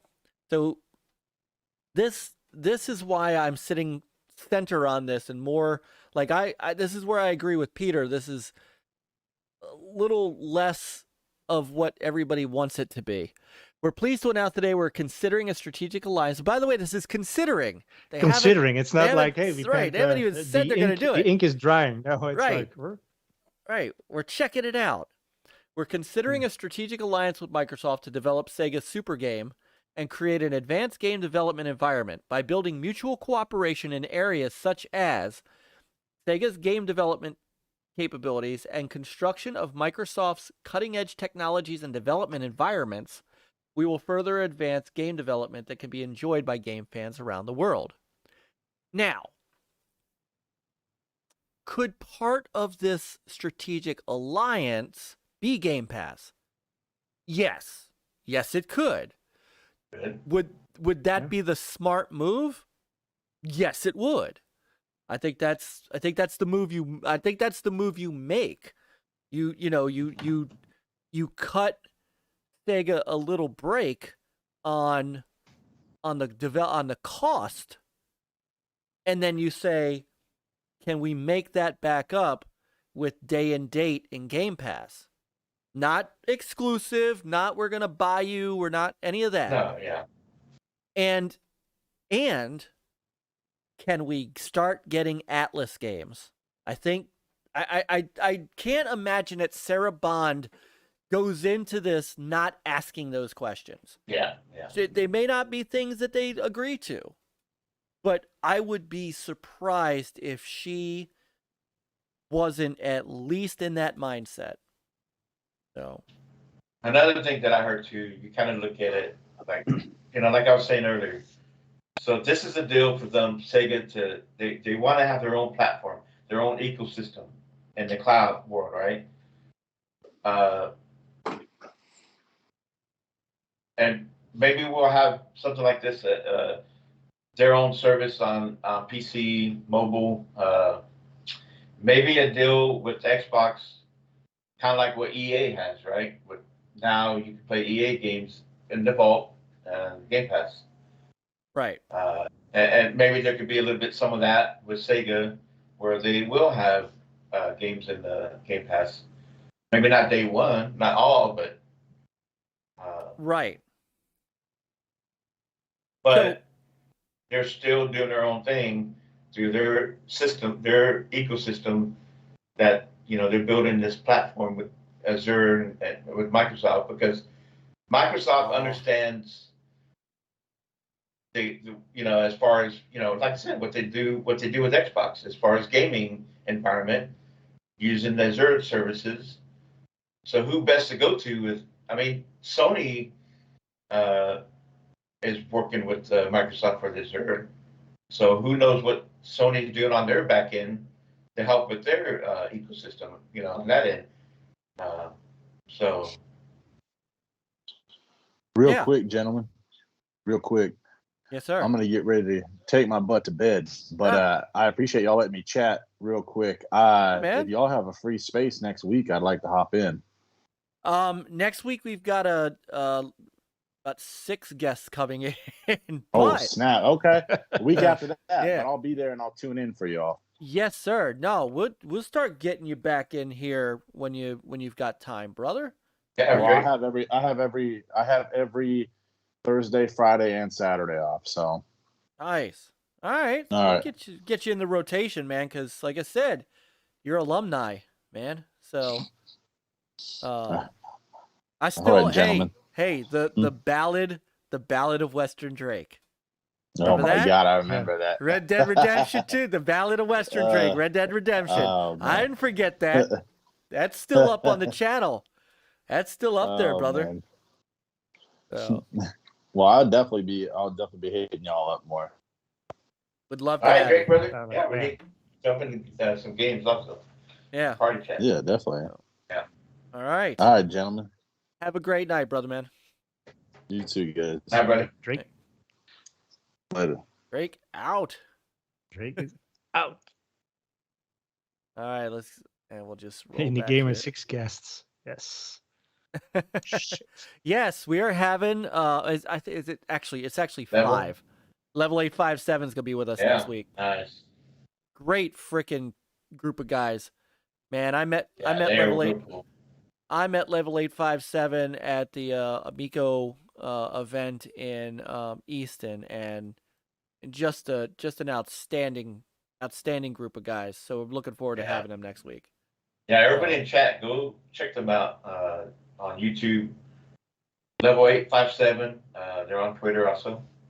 Well, Cool group, very cool group of guys, gamers. They got a kind of cool setup. They're how they have it, where they're all sitting together live. yes. And yeah, I like it. All right, so let me bring this back up. Okay, so Beast Mode said, oh, hey, Brother Rich is in the house, making Ice Cream Productions.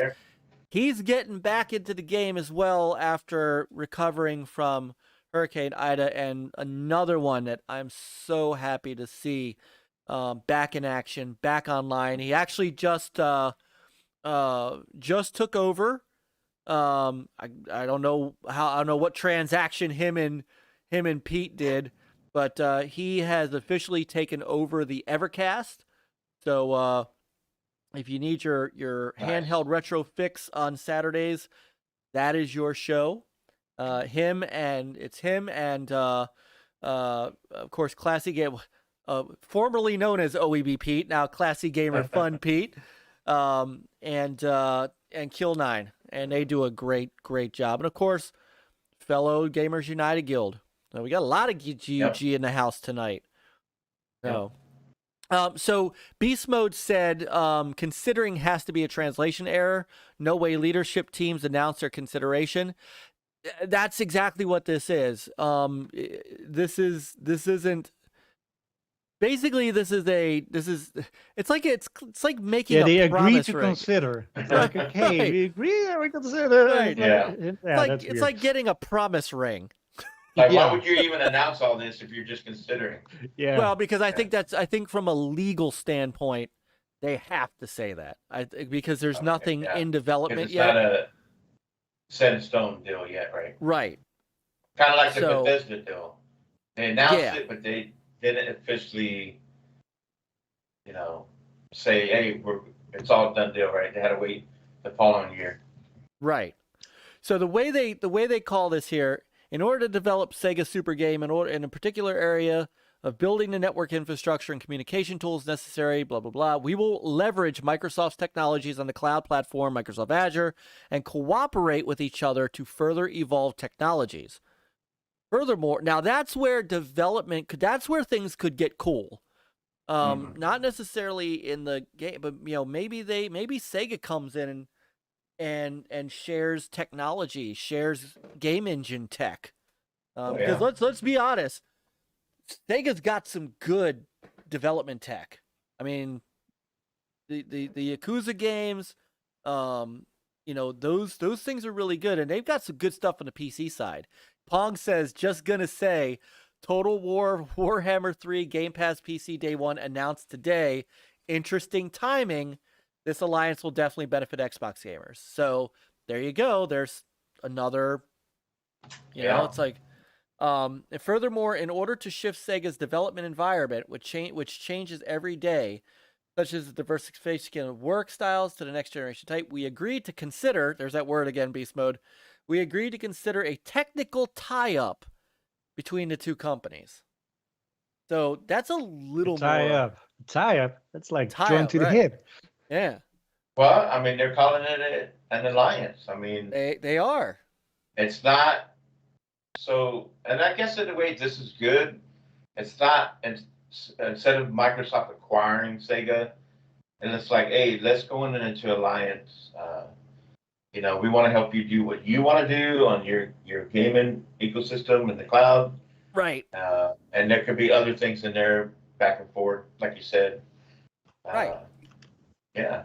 And that way there's no acquisition. There's no pressure to make Xbox only games. I mean, there's nothing on here that that would say anything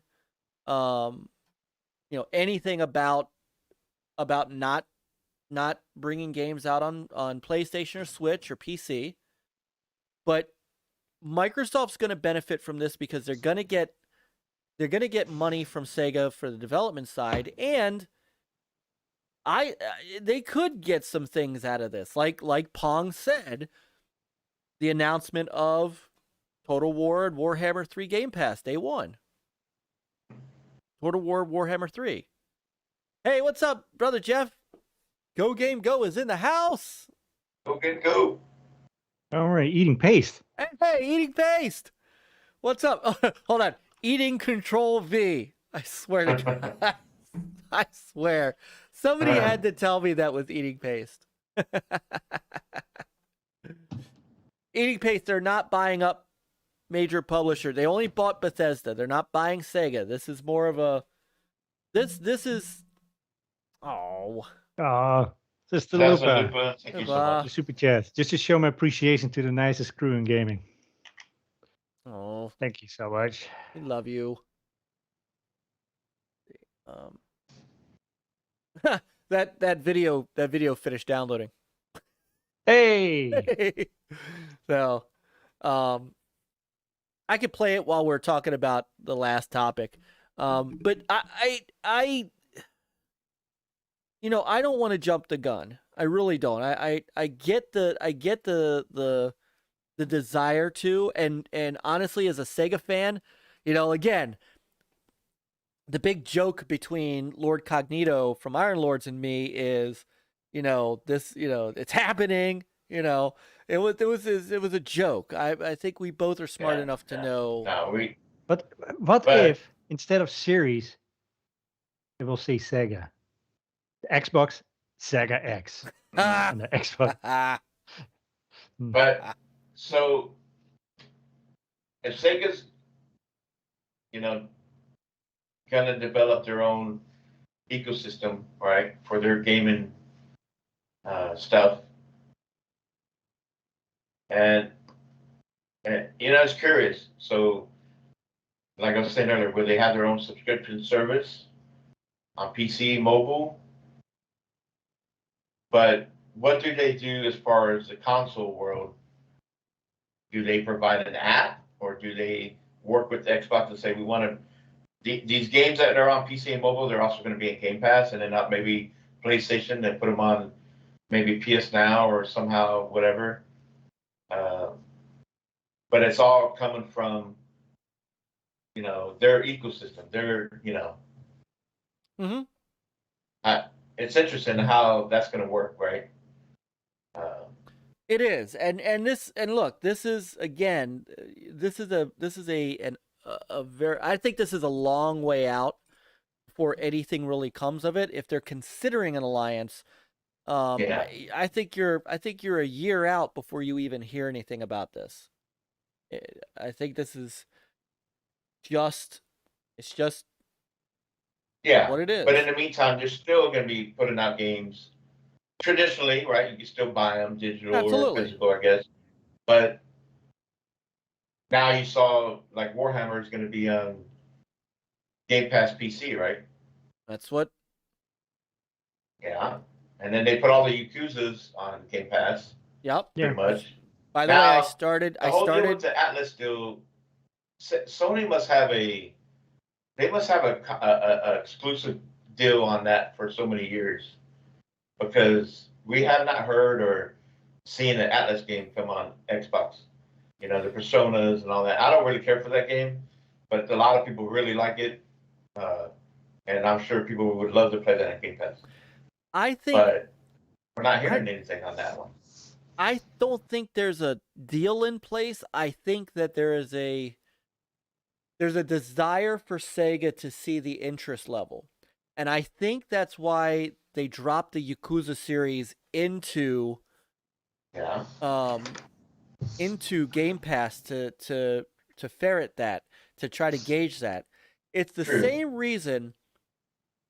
Plus Microsoft, I mean, look, Microsoft is never going to be as big as the other two in Japan. It's just never going to happen. But they're making inroads in Japan that they've never made before. And I remember when we were watching the State of Play and we saw the Star Ocean trailer, and I said it to Pong on Xbox, or I forgot where I said it. I'm like, oh, we were it was like we were in the chat. I said it's gonna be exclusive to PlayStation. You watch, because that's the default for a game like from Tri-Ace. But then they announced it for for the Xbox and for PC and I'm like, that's a first. So I think that what's happening is Microsoft's changing the mindset of the Japanese market, even if they're not going to compete there like Sony and stuff. Now to that point, Winter Shoulder said Sony also locked down Virtua Fighter 5 Ultimate Showdown, sadly, because Sony has to do that. They do in order to compete, and you do what you got to do. I don't fault them for it. You do what you need to do to compete. So buying out the exclusivity to Virtua Fighter 5 is what you got to do,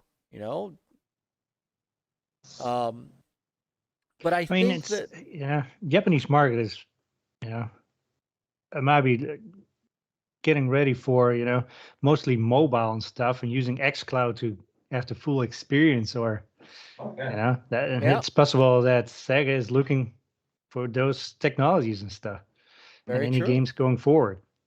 Yeah, they got to compete with Nintendo. Well, Nintendo's not in the mobile market, right? They got their own handheld stuff, but Sega has to compete with PlayStation and others as far as for the mobile gamers in Japan. Yeah, I mean, and eating paste. I don't think that this means anything about exclusive Xbox games. I really don't. And then definitely Atlas.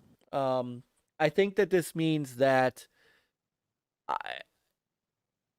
and I don't even think this deal means that. I think Sega is seeing, the trending up engagement. I mean, look, I just started playing Yakuza 0. Was it 0? Kiwami 0, whatever it's called. 0. Yakuza 0. Because it's in Game Pass, and I finally wanted to get my sink my teeth into it, and I like the fact that it's more linear. Like I was like, hey, why can't I go? This isn't like Sleeping Dogs where you just go wherever you want. And I forgot who I was talking to that said, no, this is more of a linear game. And I'm like, all right, this is right up my alley. So I could see myself dipping into that. I wouldn't have done that without Game Pass. And I think if Sega sees enough of that, then you will see Persona coming to Game Pass. You will see other games coming to the Xbox platform. And I think when you start seeing games like Star Ocean now being multi-platform, where in the past they hung on, I think that opens the door for wider business. And it's one thing to buy Sega. It's another thing to just do a deal with them to do stuff. And I think again, I don't think there's anything bigger to this right now, but I do think that there's probably some Xbox benefit coming to it. It would be weird if it wasn't. So Yeah, and definitely like AssassinLupa and others have mentioned now, this would help. You know, having a good big alliance like this with Sega will help them get a bigger foothold in Japan. You know, when they bought ZeniMax, they were able to, along with that came the studio, was it Tango, which is a Japanese Yeah. studio. Yep. So that gave them a studio that's in Japan that helps them there. And then the last Tokyo show, you saw that they with Game Pass they had some deals with some indie game developers from Japan. So they're building these relationships, you know, with a big developer, big publisher, big guy like Sega, and then they're working with the smaller guys as far as they want to bring games to Game Pass. So, and Sega, they developed this ecosystem and so they can compete on mobile, cloud world in Japan and around the world, but they can also put those same games in Game Pass where console gamers can benefit, you know, if they see all those metrics, those numbers, like Yakuza, if the engagement's been very well on Game Pass, then of course they're going to consider, you know, keep bringing games into Game Pass, and hopefully, you know, the Atlas games, the Persona will come in at some point, and it's just a win-win all around. You know, there's still Sega's going to develop their gaming platform for the future with this deal with Microsoft going forward, and you know, a lot of us gamers, you know, if you want to play a lot of these Sega new IP, or maybe would be cool if we can get some old school retro games that will go back and pat on Xbox. Who knows? And it's just a win-win all around for all of us, whether you're a PC gamer, you want to play on console or mobile, you know. So it's going to be interesting to see what all comes out. Just bring full auto backward compatible. I'll be happy. Oh yeah. You never know. What a game that was. Peter, you remember full auto? Hell yeah. Oh my god, what a game. That game still holds up today. That was such a great man. Bring all games back to BC. Yes. Let's not discriminate. No. Let's do this. Chrome Hounds. Let's get Chrome Hounds backward compatible. Condemned. Let's get these. Condemned. Condemned. Yeah. Oh, did you ever play Chrome Condemned Hounds? Isn't it? I don't know if Condemned is or not. I'll have to I think look. Condemned is. If it is, I'm playing it. Did you never play Chrome Hounds, Peter? No. Chrome Hounds was great. Isn't that a MAGG? It's a mech game. It's a mech game. Yeah, I'm not too fond of those. It's a little my cup of tea. Hey. See, Shizno remembers full auto. Yeah. Oh, I remember seeing that at E3 the year after Sega went multi-plat, and man, I was not the year after, the year that the Xbox 360 was coming out, and Sega was getting ready to go multi-plat, but they were still kind of hanging with Microsoft. And man, what a game that was! That game never came out on the PS3, I don't think. Yeah, back Skies of Arcadia, but I don't want a remake. I want the sequel. I want Skies of Arcadia 2. All right, so Winter Shoulder said Condemned 1 is backward compatible, Condemned 2 is not. So yeah, see, Pong and I are on the same page here. Doesn't mean exclusives necessarily, just means more Game Pass considerations and not missing out on games like the Atlas catalog. That's where I think I am. And then Sega gets to build these great things, and man, maybe they do go back into their IP catalog. There's so many.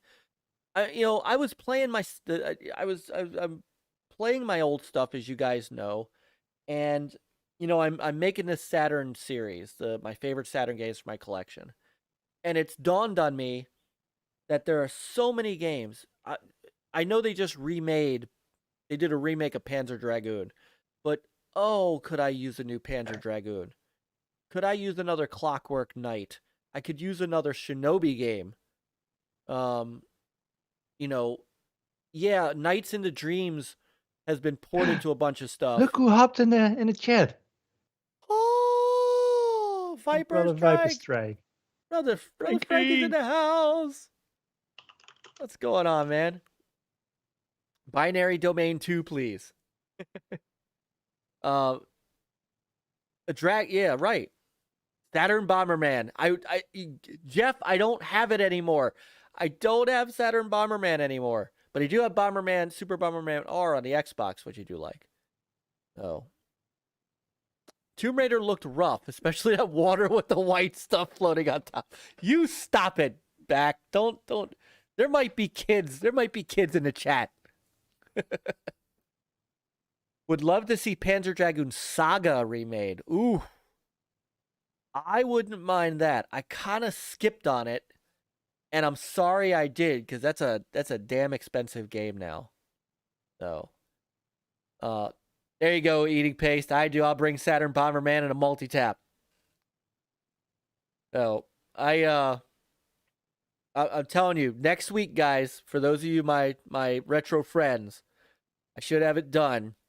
Next week will be my first of a couple of Saturn videos.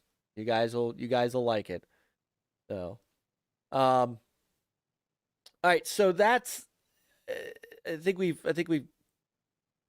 covered this pretty well. I mean, final thoughts. I think Chris went to the bathroom.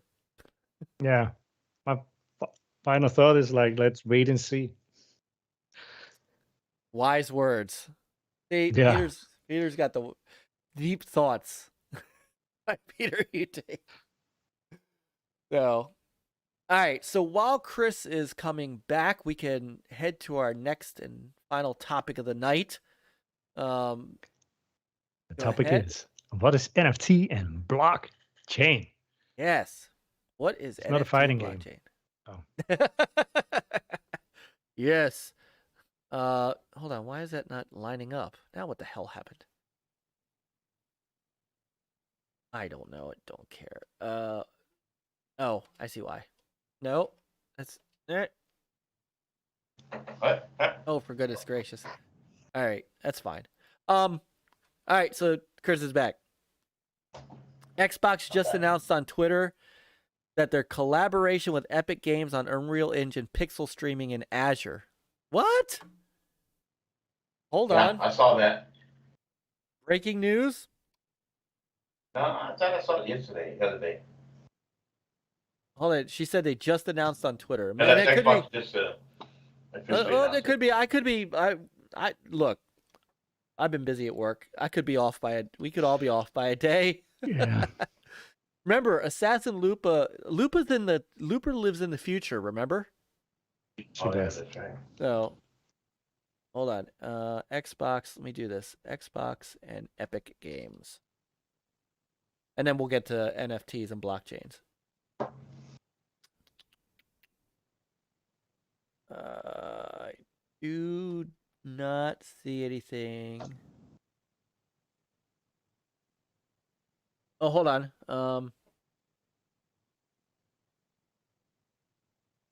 I see a bunch of stuff in other languages.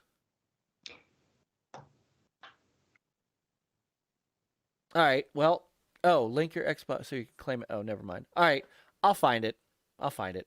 All right. So I wanted to bring this up, this topic up as kind of a deep dive discussion, and I know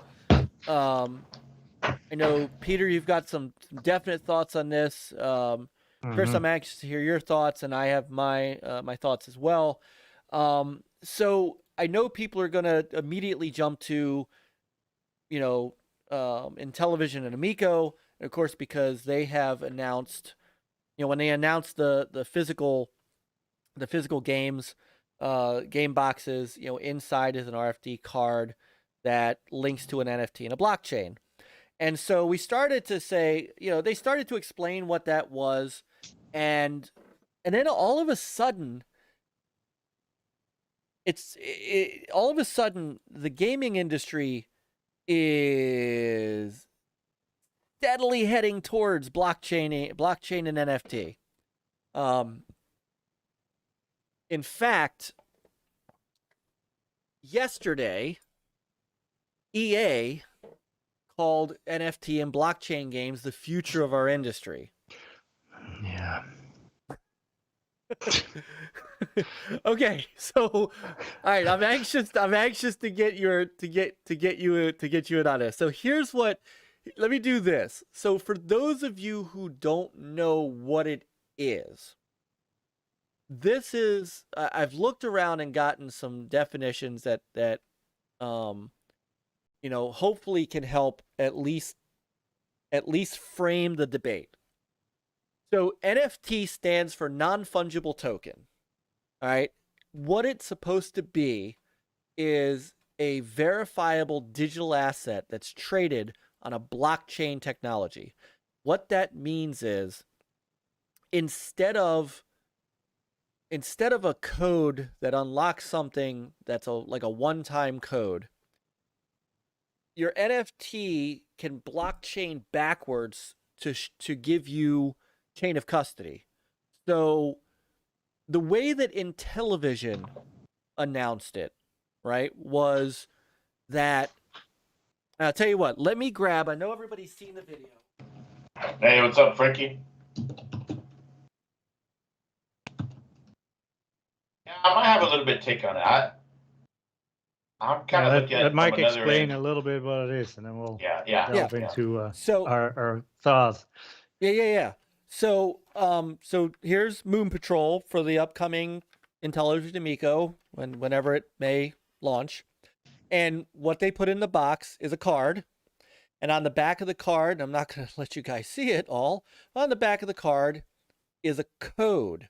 There's a numbered code. Now, if you watch our video that Seth and I did, you'll get a closer look at this. But what this does is, and the way Intellivision described this is, yes, you tap this on the console and it downloads the game. It's got the code in there for you to download the game. But the code also acts as proof of ownership.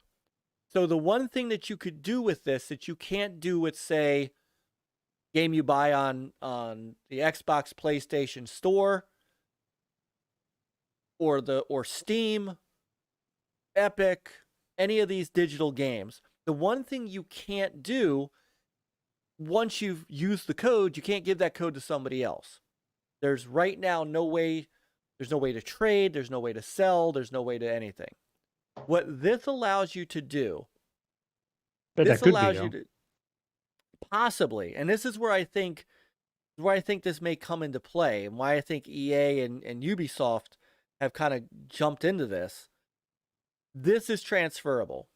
So right now, so if the Amico was out and I was playing Moon Patrol and Chris didn't have it, and I was like, I'm done playing Moon Patrol, don't want it anymore, I could ship this game out to Chris. Chris could take this, tap it on his Amico, and put in the code, and the game ownership transfers to him. But how does it know that your console no longer has it? Because you don't have to put that card on your, you don't have to stick it in anywhere. It's a one-time thing. Correct. So that's where the blockchain comes in. Now, the Amico, like most every other console, is going to be reliant on the internet to check in. When it checks in, it's going to see, hey, that code's elsewhere. I'm taking that game off your machine, or I'm taking the license away from you because Chris has the license. That's what the blockchain does. So it allows you to transfer ownership of that digital asset to somebody else, which right now is impossible elsewhere. Now it allows for purchases. So it allows, where GameStop, I don't know if you guys saw this, I put it in the Discord. GameStop has opened a blockchain system for NFTs, and they're looking to hire a blockchain accounting manager and team at GameStop to manage this. So I think they are going to start dabbling in. That is so cute. That is so cute, Chris. I think they're going to start dabbling in stuff like this as well. If you guys remember, they started putting codes in games too and selling digital assets, but you can only use it once. This could give GameStop a way to stay in the used game market, but for folks that, for example, only have a digital PS5 or an Xbox Series S or an Amico or an Atari VCS or what have you, that it's only digital. So that's the kind of nuts and bolts of it. It does work off of cryptocurrency. And there are a number of, the NBA and MLB are selling digital trading cards using NFTs. The WWE is using it. And, before this, most recent announcement by or just, kind of not announcement, but statement by EA, Ubisoft, in their last financial call, said that to them, they feel like NFT and blockchain is kind of the way they want to move to do in-game purchasing and stuff like that. So what this also could do, possibly, is allow you to sell your content across to somebody else. So, you want to sell your horse armor. Horse armor is all I can think of. I'm sorry. No, but I mean, yeah, it's the same. Or like a very rare rifle that you found in something, or a sword. Right. In a way, people kind of do that, right? Already. Where there's people out there who they put in the time to unlock and get all these items, right, in certain games like MMOs and so on. But other people who don't have the time, right, but they're willing to pay for it. And that's already happened. So I think this is going to help with that in a way where what it does is give you, like you said, it's going to give someone a digital license of ownership, and it allows them to be able to sell or transfer that to someone on their own without it brings it, be able to control it in a way. And remember a while back when Xbox kind of started to get ahead and they wanted to bring DRM, and they were talking about a way to people can own their digital games and somehow maybe in a way work with GameStop to where they could trade in those digital games. But then everybody, that was back in 2013, 14, and everybody like, oh my God, no, I get, But now this is where everybody's going. I think most of it is just a fad. Just because it's new technology, everybody's jumping on this bandwagon like, oh, we need to do that too, and need it too. A lot of the examples you see can already be done today. You can already sell your you fall out rifle to somebody else, for instance, for cash or whatever. I mean, it's not solving anything, but what this technology can be used for is things that you can use outside of their world. For any games and stuff, it either has to run on a system. Your sword has to be run in that game. It doesn't have any life, any meaning outside that game or anything. Right. For instance, like digital art, it is a perfect technology. The art is not, it doesn't own anywhere. It's not, once you have the, that NFT and you're the owner, that's it. That will always be with you, and it exists just on its own. Same thing with video clips. Perhaps your trading cards as well. I mean, and some memes. It has a meaning. That sword by itself, or or a game license, it's still tied to a particular, environment. Say that sword, that the game ceases to exist or not supported anymore. That sword becomes useless. Yeah, you're the owner of a worthless piece of thing. True, but I mean, Fake tin. it's a choice that someone makes, a risk they take. Like WoW, right? I mean, that game's been around a long time, and Yeah. I'm sure people have been making money off of that game. Like you're saying, and maybe they're still able to use those items, right? But I get that, and I think I can agree on the DLC stuff, or what about But even the games and stuff. I mean, it's still the license. It's not that you own a game. I mean, so I think in order to download that game or whatever, it still has to go to, in this particular case, your example, your Amico or your Amico Right. store, whoever handles that. I mean, Right. it's doesn't exist outside that realm. No, of course not. But they're So they're trying to integrate it into the realm for that purpose. Because I think what's the purpose? What can be done with this that cannot be done before? you can't. So Eating Paste is sort of kind of covering this. He says it's not a traditional license. You can't sell a license, but you can sell an Amigo game. So if you transfer a license. But so right now, and I think this is maybe where I think that this could be the place to use it. So right now, when you beat Far Cry 6, right, Mhm. with the game you bought, you can't send it to me to play at all. It's yours. It's tied to you. That's it. Right. The license But is tied to you. it's the same thing, right? Right, but what if I could buy that from you? But still, wherever you buy that from me, and say Ubisoft is doing this NFT stuff, Mhm. Ubisoft now has to do something on their end, so you can download that game and get it installed, and it says you own the license, and you'll be good with it.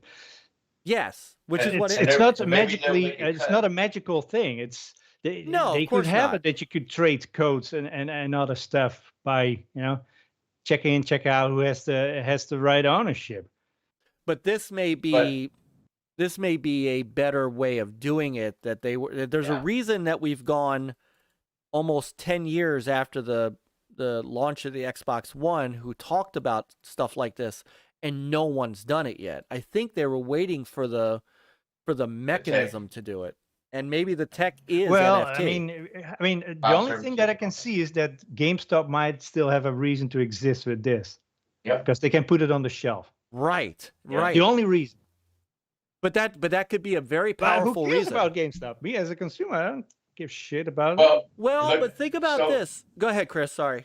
Well, I was gonna say real quick that in the past people were so worried about all digital. Oh, I don't really own it. If we're not buying physical, I have it physically. I could go trade it, give it away. And so that was It's just the argument. you own a physical piece of DRM. Well, No, that's true. So that's this true. is That's this is absolutely gonna what this provide is. Someone a digital ownership of an item or a game, and it gives them the option to go sell it. Like Peter, you finished with Far Cry 6. Hey, I want to try it. I'll pay you. We don't know how much. Who controls how that works? So maybe Ubisoft gets a cut of it. If you do it through GameStop, they get a cut of it, right? There's a fee or whatever, but it's a way of you owning something digitally. It gives power to the consumer because now they can have ownership of digital items, and now they can be able to make some money off of it, whatever, because the physical world is going away. This is why this stuff is catching on. Now we said earlier, we have the technology to be able to do this, to transfer. Yeah, the technology, they could have done it 10 years ago. They could have, and Xbox wanted to do that, right? Right. But everybody was all, oh shit, no. But then why haven't they done it? So I think that they've wanted to do it Because but they don't couldn't want to figure a way. upset the apple cart with like GameStop that sells the consoles and the Best Buys, and Absolutely. But And everybody so, gave Xbox shit for wanting to even get into that. I mean, So- look how long it took before you could buy like digital codes at other stores. Now you can buy it, at Newegg and other stuff, Absolutely. even discounted. no, you can. You absolutely can. But once you buy I mean, that code took a and long use time before they finally started doing that, because Yep. somebody somewhere finally had the balls to do that. And somebody somewhere created NFTs and blockchain, and now the game industry looks at it as a standard. And I think that's why people were waiting, is they were waiting for someone to come up with a standard, and now we have that standard. The other thing too, I mean, talking about GameStop is, GameStop can suck, and it does, but you can't deny that people buy used games from them in droves. And for $5 off new price. Yeah, very Absurd. true. Very They true. did, but they're not making as much money on that like they used to. But imagine being able to buy a used copy of this for less than what it costs new. Yeah. And it's still just Yeah. digital. You pay $1 less than new. Well, but whatever it is, you still can get a used game, which you couldn't do before. I mean, it's a choice, it's an option. And now you've got an option that's a standard. And it's a standard that can go across. It's something that EA doesn't have to create, Ubisoft doesn't have to create, Microsoft doesn't have to create. They simply have to, like, that's why everybody's they're all hiring people to do this because it's a standard. It's a new buzz thing. Yeah. Cryptocurrency That's really what was it a is. new It's thing, and it's still around and it's expanded. I think this is people are living in a digital world nowadays. People are making money on that. Like you said earlier, you have artists. So now artists can create a digital artwork, but now this gives them a ownership. I mean, it's right? kind of a digital tangible item, really, because it exists on its own. And when you buy it, at that point you can prove that, hey, this is the real thing. It's not a copy. You actually own it. Yeah, it's a unique For that digital purpose, item. I mean, that's perfect technology And for people that. can make money. I'm not saying that NFT and blockchain is a fad. No, it's just what these companies are trying to do. That's the fad. And that's always been the time, right? This is the latest, greatest thing. Yeah, and it's a buzzword, so they they all sling it jump on around, it. and an investor just looks at it like, hey, buzzwords, and it's like, okay, invest some money in that, because that's the hot buzzword of the day. But they have to jump on it, because they have to find a way if it gets out of hand, they got to find a way. Well, how can we make money off of this, right? We made this game, and this is a concern for developers and publishers. Like, well, we got to be able to get in on this to find a way.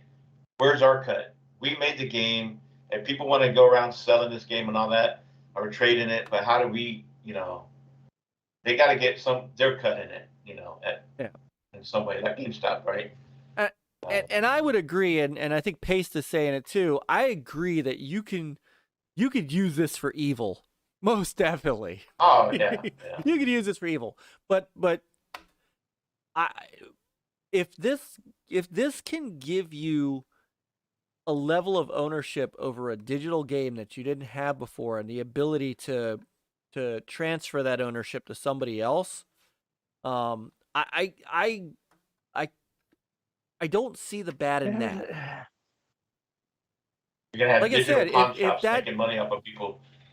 Yeah, right. I mean, it could already be done. It could have been done like 15 years ago. But nobody wanted to do it because nobody had the technology to do it. Now it's not the technology. It's just a This is the technology. NFT is the technology.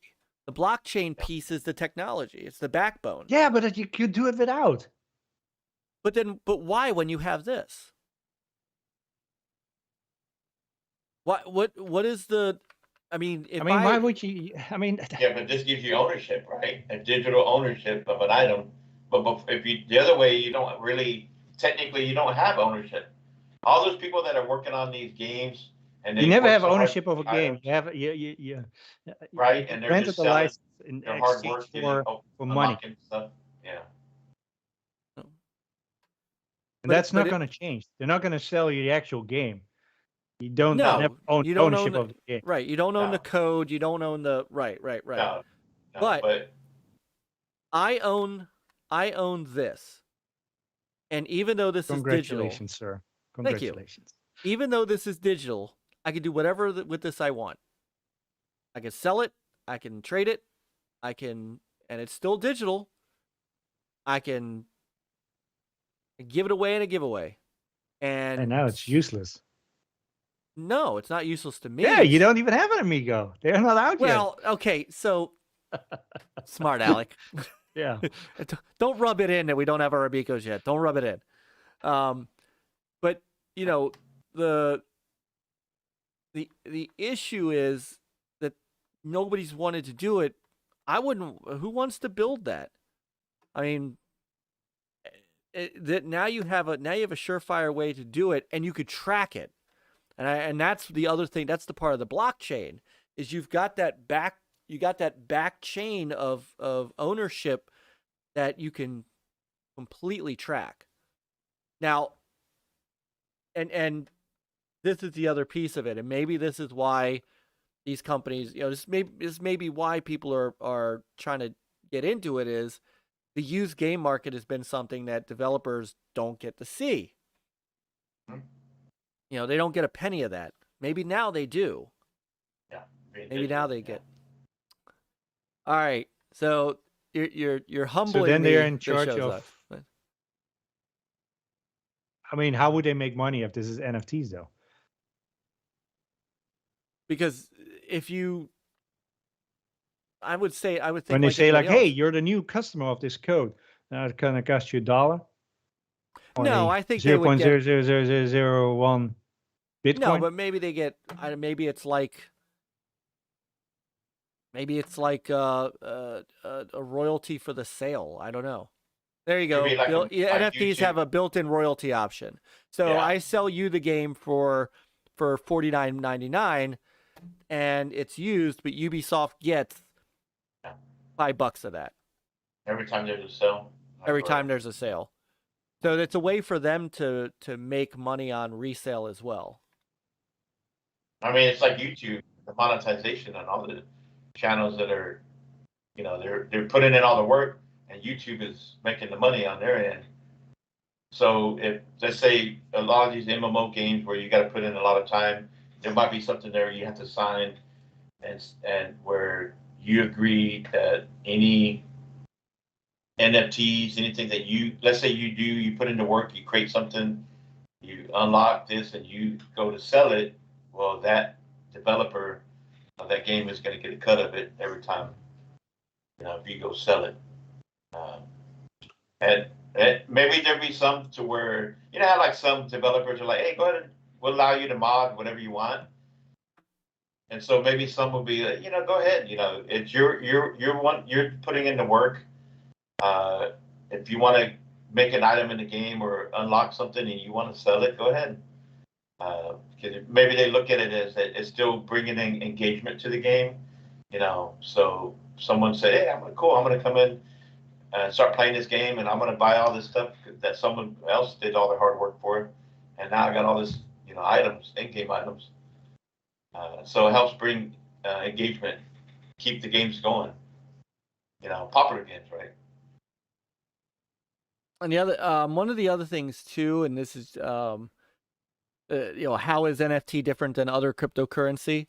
So there's no one-to-one value for the exchange. So, like Bitcoin. Bitcoin is always equal to another Bitcoin, right? So 500 Bitcoin is 500 Bitcoin. Whereas an NFT of a picture, of a painting, is one of a kind NFT. But the other thing too is you and I could trade games that way. So Peter, you could trade me your copy of Far Cry 6, and I could give you my copy of, Forza Horizon 5. And that system is what the non-fungible part is it's not a one-for-one. So people could set up trading. You could have like a whole area where maybe maybe it's not Microsoft, Sony, or Ubisoft that sets up a trading area. Maybe, you know, like NLG, we create like a trading place for people to come in and trade their stuff with each other or sell their stuff. We could set up our own place, and then we could get royalties off of people selling their stuff off, and it could benefit us. I mean, there's a ton of things you could do. Definitely creates a digital market where, I mean, the world has changed a lot. People are making money off of just sitting at home streaming. They're in the digital world. They're not doing it. You know what I mean? It's digital is just, it's the world now, and people are making money off of it. And this is another way for artists and gamers and streamers.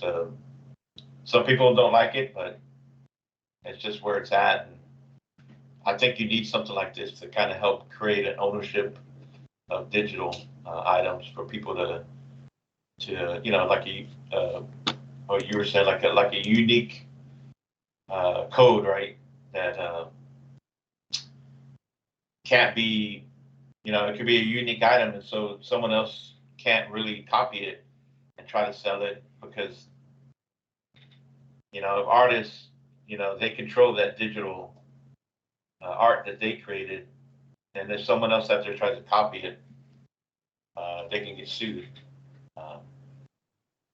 But transaction costs money, right? Yeah. For the NFTs, I mean, It can. might be small. I think it will always cost money because somebody has to calculate these transaction or whatever it's called. Right. Term. Yeah, I'm trying. Hey, what's up, Ted Brendan? Hey, Ted. I'm trying to get the because people are asking about the blockchain and the chat again. You guys in the chat are freaking amazing. You know, I love the fact that we could have this conversation, and the chat is right there. Oh, and, yeah, I agree. Because I know Cerebral Paul. And sorry, Paul, I didn't mean to miss you, but the chat's been going really fast. But welcome in, brother Cerebral Paul, fellow Retro Renegade GUG member. And he's been asking, how do they track a resale of a used game? How do they track, you know, where in what, you know, how does the chain work? And to answer the one question, I think, so Nick is kind of answering the question of what if you trade the game or give it away, no money exchanges? How does the blockchain know if it's a trade or a purchase? I don't think the blockchain itself cares. All the blockchain knows is that code and that token was moved over here. But that still costs money to do that. Well, there's public. I've been trying to get a little bit more on the blockchain side. There's public and private blockchains. So in the public space, that may not be. I'm not going to lie and say I know what I'm talking about here. I'm just trying to. I mean, that's why people buy all those graphics cards and make money. Yeah. Here we go. Public blockchain is one that anyone can join and participate in, such as Bitcoin. Drawbacks might include substantial computational power required, little or no privacy for transactions, and weak security. These are important considerations for enterprise use cases of blockchain. A private blockchain says, similar to a public blockchain network, is a decentralized peer-to-peer network. However, one organization governs the network, controlling who's allowed to participate, execute a consensus protocol, and maintain the shared ledger. Depending on the use case, this can significantly boost trust and confidence between participants. A private blockchain can be run behind a corporate firewall and even be hosted on premises. So if I am taking, and I wish I could have gotten, because I did ask, I wish I could have gotten somebody from Intellivision to come on and kind of nail this part of it. I think that Intellivision, when it comes to their Amico games, is going to use a private blockchain network that they host. And since they host their stuff in AWS, this can probably host. Is it theirs? I thought it was third party taking care of it. their stuff is AWS, so their servers that they use. No, but I I know, don't but know I about mean the whole. See, I don't know. I don't know, and I thing. wish I wish somebody could have come on and helped us answer that question. But I'm thinking Yeah, that and I don't know if I can say things that we heard. I don't know if it was behind the scenes or not. So I'll be honest with you. That makes it hard to. Yeah, to be quite honest, I never got any information behind the scenes on this from them. Everything that I know is what Tommy and John Alvarado said in that video publicly, and then what he said publicly. So and that's why I was trying, because we had Tommy and stuff on, and he said some stuff too. So yeah. Hey, Jago. That's what I don't know. So what up, fam? I could give a shit about NFT BS as long as I got my physical games to buy. I don't trade in my games anymore, mostly. So now, one thing too about now that you got Ubisoft and EA getting in on this. Now, something, and I think like Peter may be kind of hinting at, and some other people that kind of concerned is that some of these games, so in a way they can create their own NFTs, right, within a game. Let's say they have certain items that are limited, right? They're very rare. So when certain people put in the work to unlock these items, right, now that person kind of gains ownership of it, right? And so then they have the choice to sell it if they want. And of course, that publisher, developer will get a cut off of that, right? Because they developed a NFT. And I think what would happen is it'll create buzz, right? Like something that's so rare. And so then it's one of those things where someone can auction it off. Because they were talking about, I remember seeing the Read and Dilbert. I mean, people can make a shitload of money off of these things. I mean, I think people already have, right? Certain art, NFTs, art stuff. It's like people selling for including like videos, NBA videos, yeah, it's like clips and stuff. Oh my god, it get kind of out of hand, but at the same time, it helps these publishers going to take advantage of it. So someone who puts in the time and effort to unlock these rare items, and then they can make money off of it, and it could suck for the rest of the gamers because it'd be like, well, shit, I wish I could get something like that, but now you don't, right? Because it's a rare item, and if you want it, you got to buy it. So it could get out of hand. And I will readily admit, EA is probably looking at how they can do that. Oh yeah, they're like, well, there's no like our, doubt about it. Loot boxes, but these EFTs. I mean, it's you already have the ultimate football cards and other stuff.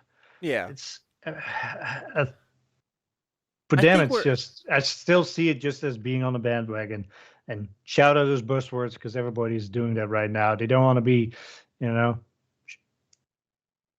want to show that they're also like, right. But what's the bandwagon? Doing that. Because I mean, the way I see it is that they're just getting what I said. It's not solving anything that could not be done before. Then why wasn't it done before? I think that's the question. If it could have been, why? I mean, EA could have done it. You're right. If EA could have done this at any time, Microsoft wanted to do something. Why did Microsoft change their Xbox One philosophy close to launch and butcher it all? Right, but why is everybody doing it now? Why is it that now that NFT and blockchain has come along, everybody is doing it? Why didn't anybody do it even in the last 5 years? I mean, I think what's happening is they're seeing that this is a big thing out in the other spaces, like we've talked about, trading cards, videos, stuff like that. Yeah. And they're all finally going, okay, here's the technology we need to make this work. That's my take on it. Yeah, I reaced out to Tommy to see if he could answer. Any kind of legally control on digital items or whatever before, but now I'm still splitting it. I'm not saying this technology is bad. No, I'm just saying the application. To apply this to the games, etc., or game items. That's to me that I don't see that light. I don't. This technology is not necessary for that. Well, we do have it like video clips, digital art, and other stuff. Absolutely, this is definitely good for that.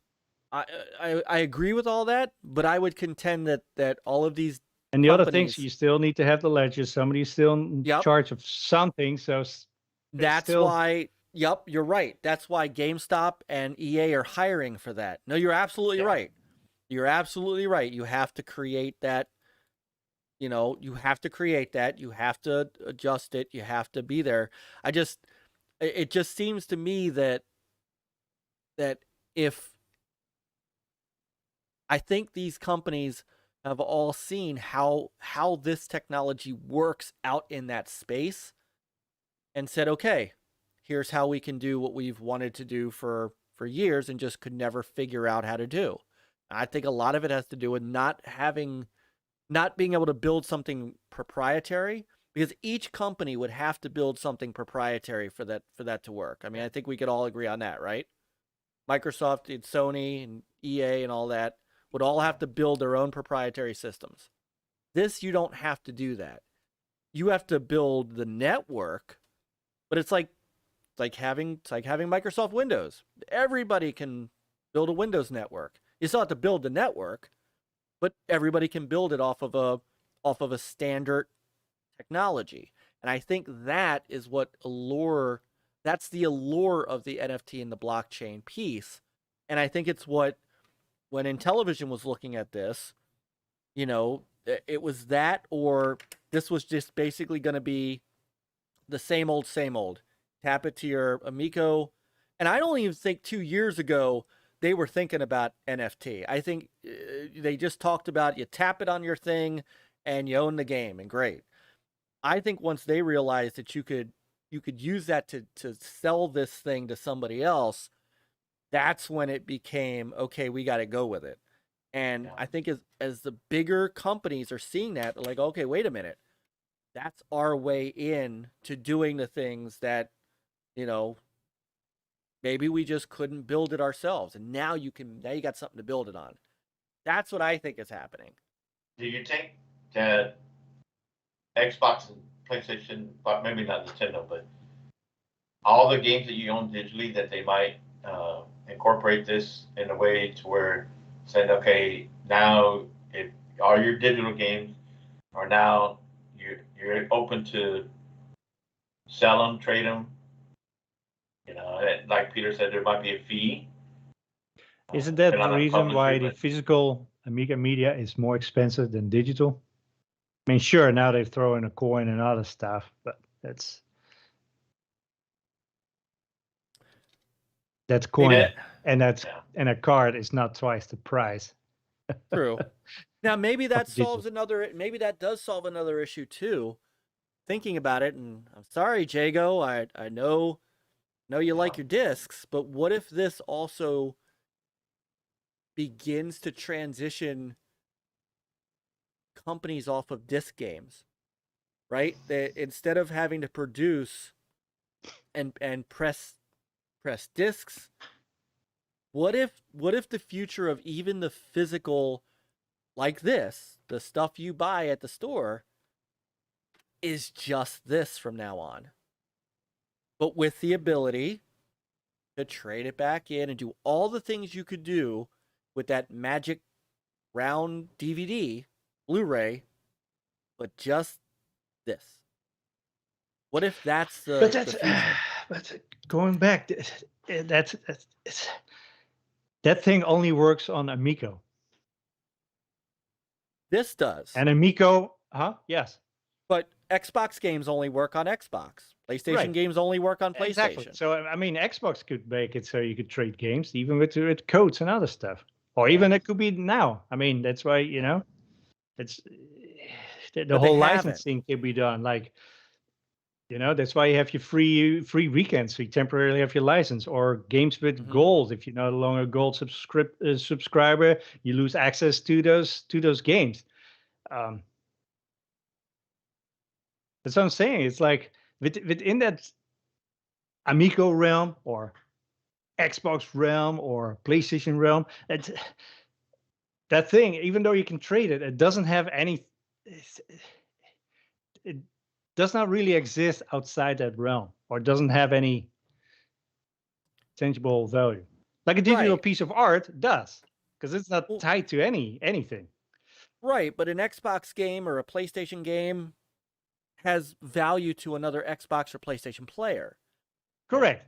Just like But you this don't only need has. NFTs You're right. for that. This has right. That's what I'm saying. What I'm saying is that what if the future of all of this is that instead of, and again, sorry, Jago, instead of going to GameStop and buying a game, and inside the case is a disc that you put in the machine and run the disc.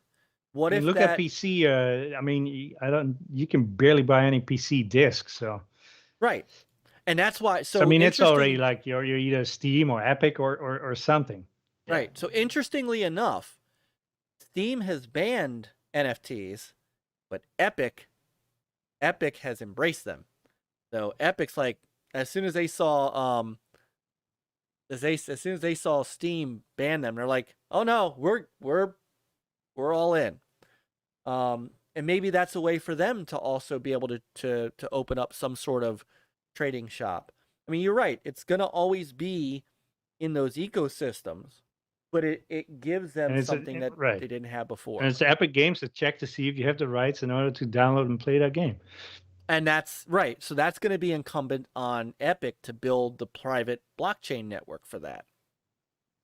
And that's why I think it's really another way of doing what they already do or can do. Yeah, I don't think they can do it. I think if they could do it, especially Epic, why can't they do it? They could assign the license to somebody else. But then why didn't they? And especially Epic. Epic has been going against the grain and doing pretty much the opposite of everything Steam's been doing. If anybody would have done this already, it would have been them.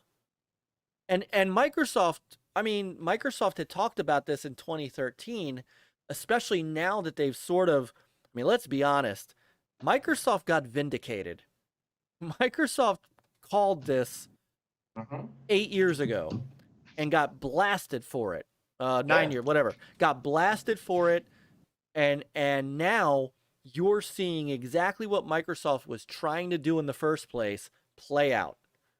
So at that point, why hasn't Microsoft come in and done that? You know, Jago, no, you won't. You'll continue to play, just like John. Just like our old friend John, he said the same thing, and John will continue to play, especially if you have some digital games, right? Especially if it's nowadays, you know, what's now on a disc that you buy in a store? It's an install. You should be lucky that it has an installer on it, right? So that's the thing. It's not even the full game. It's like half of the time you cannot even play without downloading anything. It's all digital anyways. It's just a physical piece of DRM. And I'm doing this in honor of brother Frankie, who's in the chat. So Jago goes out and he buys his brand new shiny copy of Battleborn. Right? He opens it up, and instead of the disc, which is nothing more than an installer that you still have to install the game, and the only thing the disc does is serve as your proof of purchase. So what happens, Jago? You go into the store and you could still pick up this thing, and it might still have the collector's edition with the cool statue and all the things that you buy before, but instead of that disc is a token, right? Just this thing, and all you do is you pop it in to the system, or in the Amico's case, you tap it on the thing, because this has RFID, and it downloads. And you never have to tap it again. Because now the code and the ownership, or what you do is, and I'm not sure how the Amico is going to do it yet, and I'm waiting on Tommy to answer a question or two for me, but I think the other thing you may have to do is put the code in. You put the code in once. So now you really are tied to theirs. I don't know. I'm not sure if I don't. The code is your serial number. And it's all numeric. So that might be the. Or is it when your car gets stolen, you can say, "Hey, this is my number." You could do that boom, too. boom, boom, kaboom in the house. Hey, what's up, Noof? Well, if I sell this to you, then what you do is you tap this on your Amico, and because you and I both have this on it, you would type in the code. The code would prove your ownership. So I in that case, it would be the proof that you're the true owner of the token and not me. And then it would pull the game off of my system. That's what the code is for. So Jago, if you're telling me that you would walk into the store and you would pass on a game because instead of a disc, it had a token, I don't, that one I don't get. I can't say I agree with you on that, brother. And by the way, you still need, but you still need a hard drive. So it says, as long as I'd rather have shelf space than hard drives anyway, you still need the hard drive because the hard drive is, the game installs completely on the hard drive. So you're still using the same exact amount of hard drive space that you used if it was digital. So Jago, I can't tell you I understand that one. It's the same exact thing, whether it's a disc or a token. Yeah. It's like mechanical horses in front of a wagon. Yeah. Right. I mean, still thinking you're having horses. Right. It's just a key. Yeah. You can't unlock the digital game. I mean, you know. Right. And so Noob, so I think you jumped in, you kind of jumped in at the tail end of this. The whole point of the NFT and the blockchain is you can't trade digital, but I can trade this. This is still digital because when I tap the game on my Amico, it's going to download the game. Right? This is for I don't know if you haven't seen that video I did with my son. This is Moon Patrol for the Amico when it comes out. So I'll show it again. In the box, Noof, is this. It's not a disc. It's simply an RFID card. But on the back of this RFID card is a serial number. So I could, after I install this game, when I'm done with it, and I say, hey, Noof, I got this game Moon Patrol. You have, I don't know, Finnegan Fox. You want to trade? And you say, yeah, let's trade. Hey, have a great night, Brother Nick. All right, fine, Noof. I'll give you an Xbox thing. We were just talking about this. You've got Battleborn and it's digital, and I've got Far Cry 6 and it's digital. And I say to you, hey, Noof, you want to trade? And you say, yes. I send you the little card for the Far Cry that I bought. Or you send me the Battleborn that you bought. We install it. We put in the little code, the little serial number. Boom. We just traded a digital aspect. We just traded a digital game. So, yeah, Pace, he's leaving, you're staying. That's the whole point. Unless you're leaving cheaper, in that case you can have a good day too. That's what the whole point of the NFT piece is. I mean, I know Noof and Jago love their physical, but this is where it's going, like it or not. It is. But this gives you a way to. The whole NFT stuff can help give you ownership of that digital game, that digital item, and this is where this could lead to. So, at some point, Microsoft, Xbox would say, "All right, all those digital games you have, you own, you bought, do whatever you want to," because they already have a setup there, right? You can already buy a game and gift it to someone through the Xbox ecosystem, right? So Yeah. let's say they open it up and allow You can take your licenses away too for something you bought, and it's like, oops, sorry, it's we didn't mean to sell this for $5. Yeah. But they give you the option now. You can trade it or sell it, but there's going to be a fee, a transaction fee that they would probably make up of it, but because you're doing it through their system. But you know, I've heard too, like, well, people are concerned about what about hacking? People can steal these NFTs from you, right? If they, you know, but it's no different than someone walking in your house and stealing your physical shit too, because I know that. Yeah, it happened to me. So right. whether you get hacked or someone walks into your house and steal all your physical shit, then no different. Yeah. Paste has a lot of Pasted, and Nick had a lot of great information that even you know that really I didn't even have. I mean, I'm really trying to go off of what I'm reading. But if they hack your wallet and get into your wallet, you'll be able to transfer everything. True. Somebody steals your phone, you know, that kind of thing. But they can't take a blockchain because it's encrypted, is what Jeepers is saying. And that's true. Yeah. That's one of the and that's good to hear.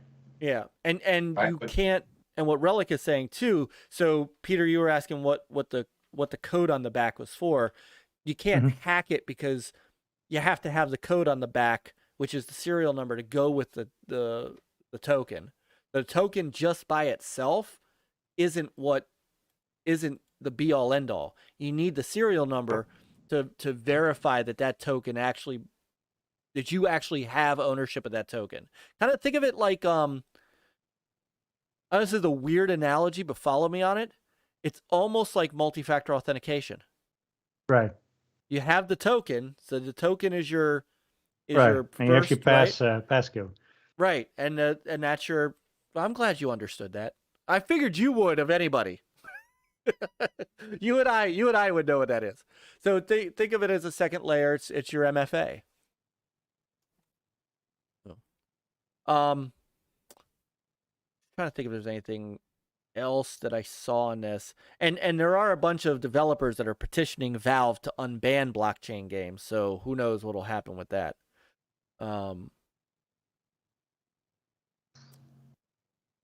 I mean, I think it's so they can sidestep their, the Steam store and have stuff on the side that you can import, export, whatever, trade stuff, and somebody else is making money off that transaction.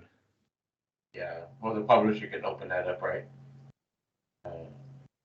But what about indie developers? If they want, but that could be a breaking point, right? That might send more people over to Epic because Steam won't allow it.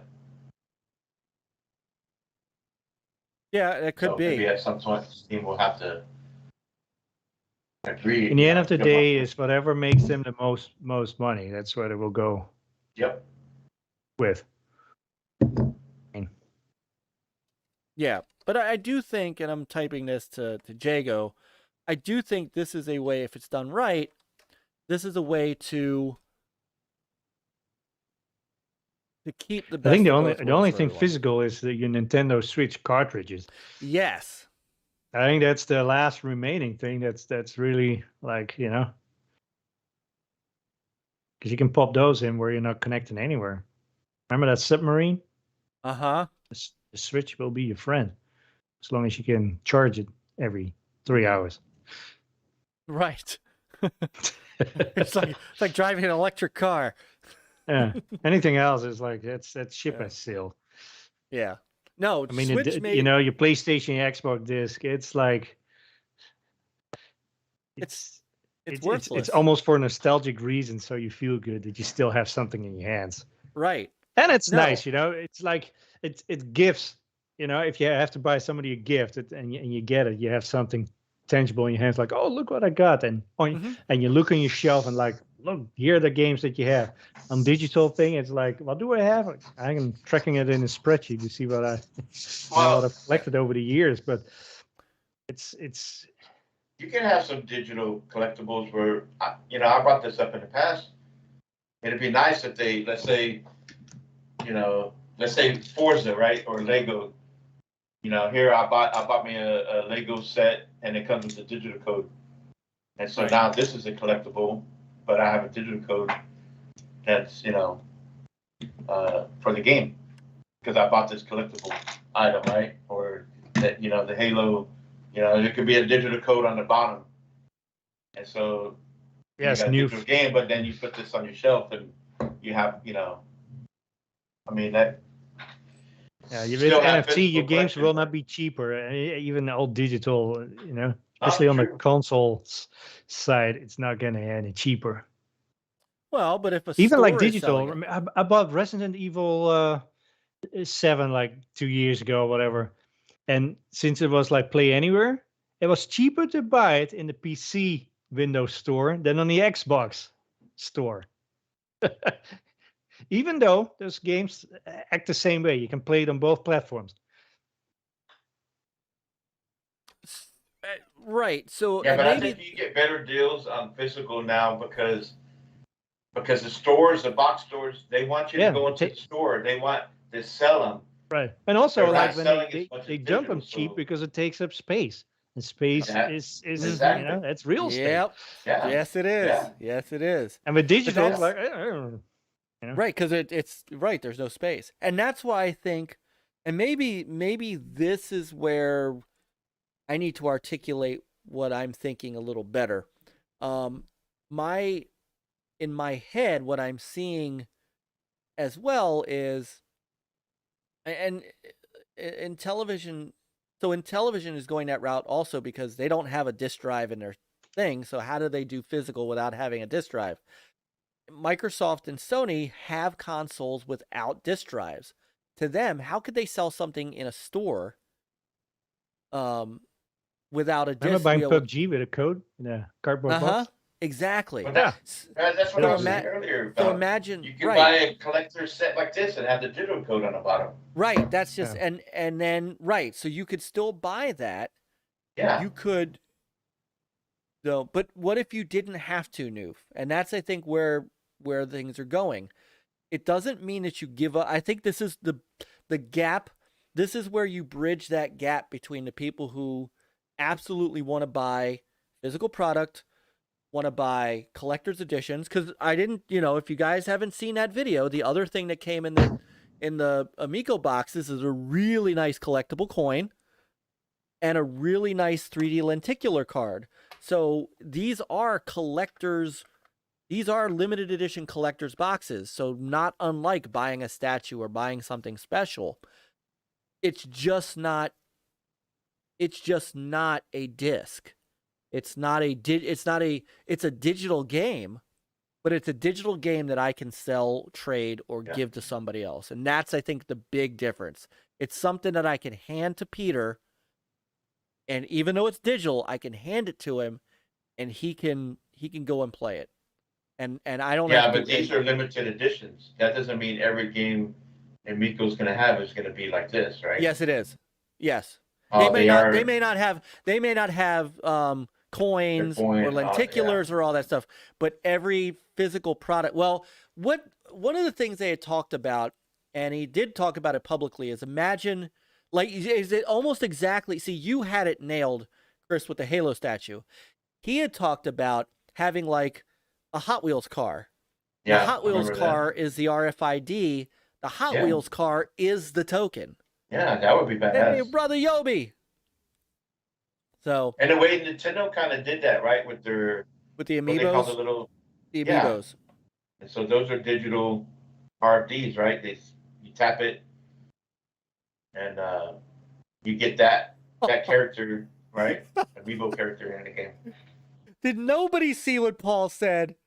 Paul said, "I call walk across the room, Noof showing off." Oh. Oh my God. Every time he starts in on that, I think of that scene from Wild Wild West, as horrible a movie as that was overall, with Will Smith and I forgot his name, who played Loveless.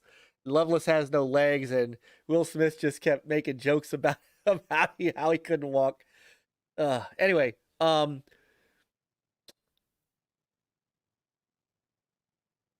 right, so Yeah, true. Back from the dead. That'd be cool. that would be.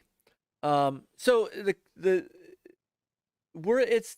stuff is in its infancy. The question is where do we go? Where does it go from here? You know, It's going down a slippery slope. and it could. I agree with you there. It could. It can definitely be used for evil. There's no doubt about it. Even physical stuff has been used for evil. This is true. This is also true. I guess Yeah, look because at that gun in Far Cry that shoot those discs, CD discs. Right. Definitely. It's all the Discs physical are games that Jago buys. Yeah. I guess because I've seen this already, and because this is the first experience, or at least, and I can't say experience because I haven't played it yet, but this is the first time I've seen what NFT and blockchain look like from the perspective of how a game company wants to sell a physical product. So in my mind, this is where I would hope to see the industry go. Here's one thing: is like, you know, like with a code. If you buy a code, you don't know if the code has been used, and if it has, you don't know by whom. The only thing with the NFTs, you can see like, hey, wait a second, this, you know, yeah, here's the initial owner or the last owner, and he kind of F's you. But you can at least prove if light Paul on fire and give him a shovel. Can we have a sequel to Chariots of Fire? Oh, we give him a shove.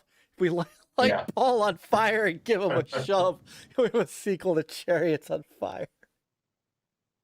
Holy shit. You guys ain't right. You guys ain't right.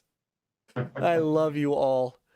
But the other thing too is I think if this does open up, and it's an if, because again, you know, we're all speculating. The only thing I know is this. I know I keep coming back to this.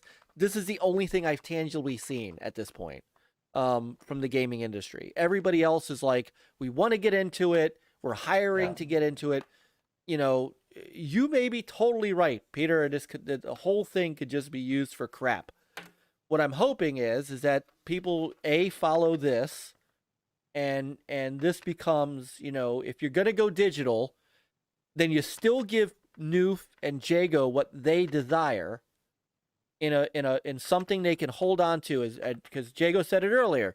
He wants a box, he wants the box art, he wants a manual, and I get that, totally get that, and if that's the way they go, that'd be great. On top of that, I'd like to see a way for us to finally be able to trade games with each other digitally, to trade, you know, to be able to do those things like, all right, I'm done with Ratchet and Clank. Here, Myke. Oh, great. I'm done with Far Cry. Here you go, Peter. You know, that kind of thing. I'd like to see that be...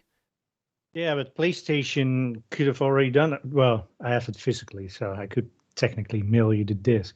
You could technically mail me the disc. But Microsoft and PlayStation can already do that. They could have digital actually, you know what? from one to another. Yeah, but they haven't, and that's what I keep getting back to is why haven't they done it? And I think because they don't, and they haven't done it. They're still not doing it. Maybe I. Well, the way Xbox have a piece of light, because you can put it up for, if you keep it within PlayStation or within Xbox and you trade it in,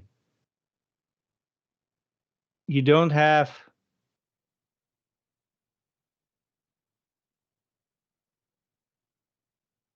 Yeah, I'm not sure the codes it might are make it reusable. harder for, you know, you auction off your game. Mm-hmm.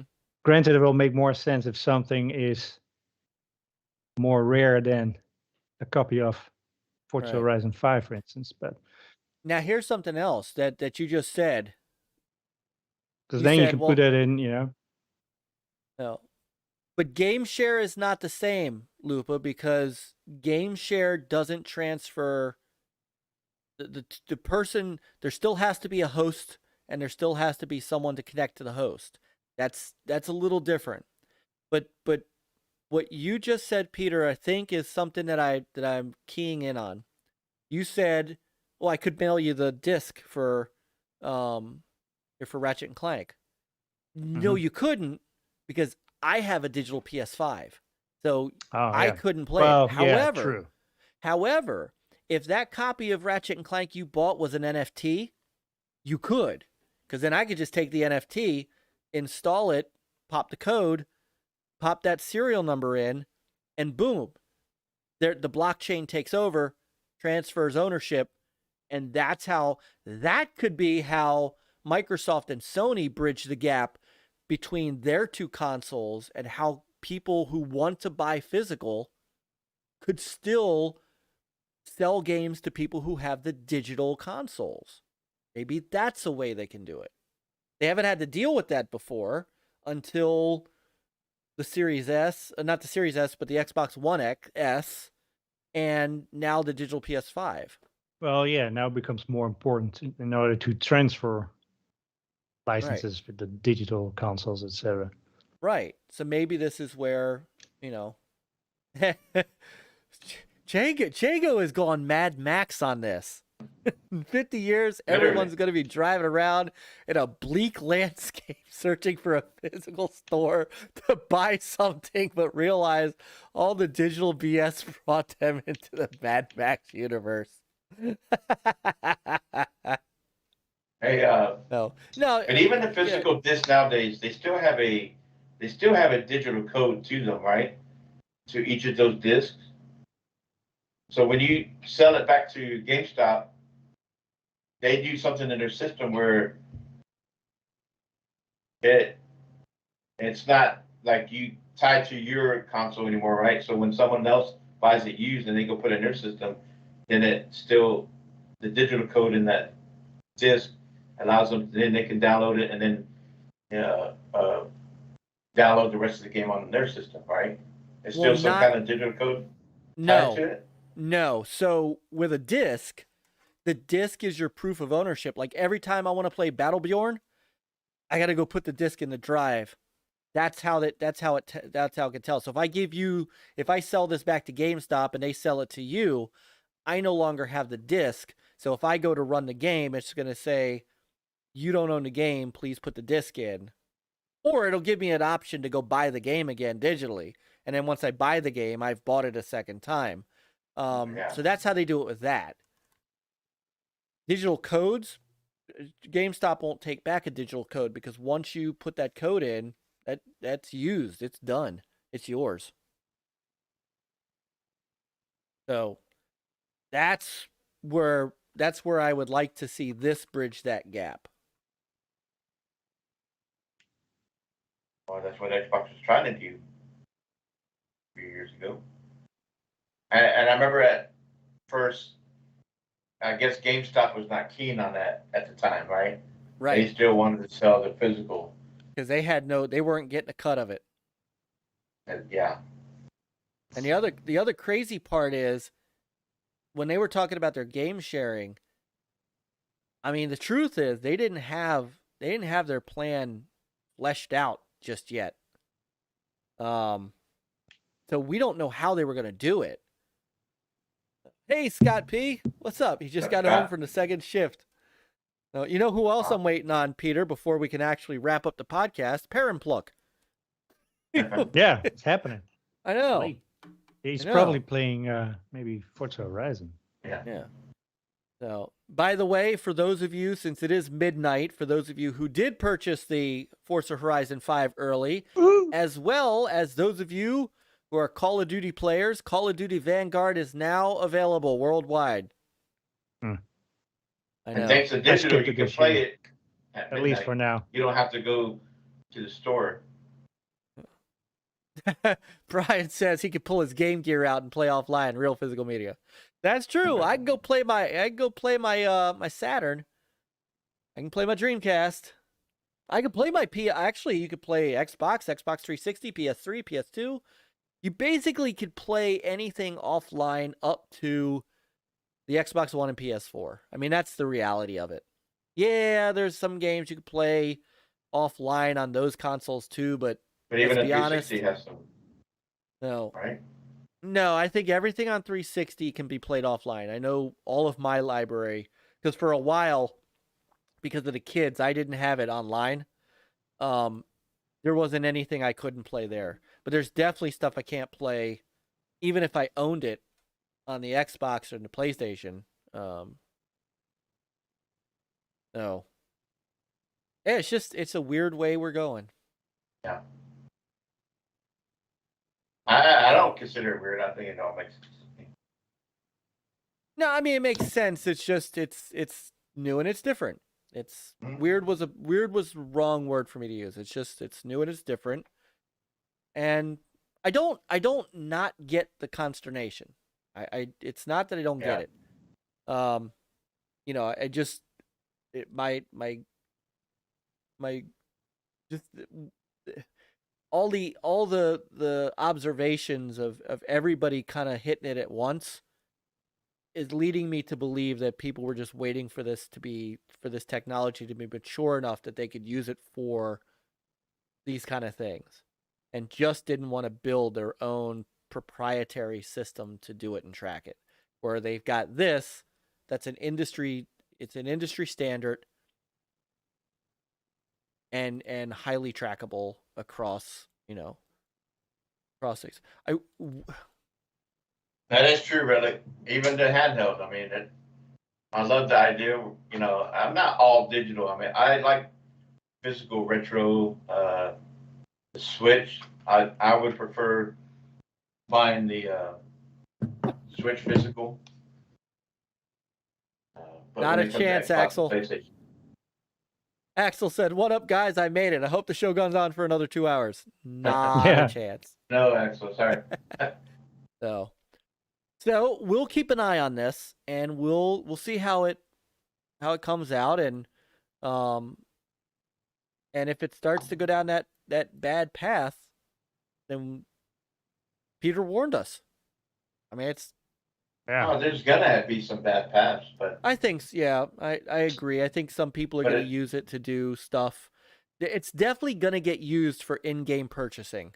There's no doubt about it. yeah. But it's also going to be incumbent on people. I always say this: best place to vote's with your wallet, right? So it's going to be incumbent on people to not buy into that if that's what they view as, as evil. The problem with that is we all know people are going to buy, look, everybody keeps saying, Call of Duty isn't going to change until people stop buying it. Everybody still buys it. Everybody still buys it. It's going to be the top selling game of November. 2K. Yeah. Right. Madden's the same damn game every year. Yep. It sells every year. So until, and the same thing's going to happen with this. If they bring it out because they feel like people are going to buy into it, and people buy into it, they're going to keep doing it. So the best way to guard against that and to guide how companies use this is to only support what you feel is the right way for them to use it. For me, it's me either new. I haven't bought a Call of Duty game in a while.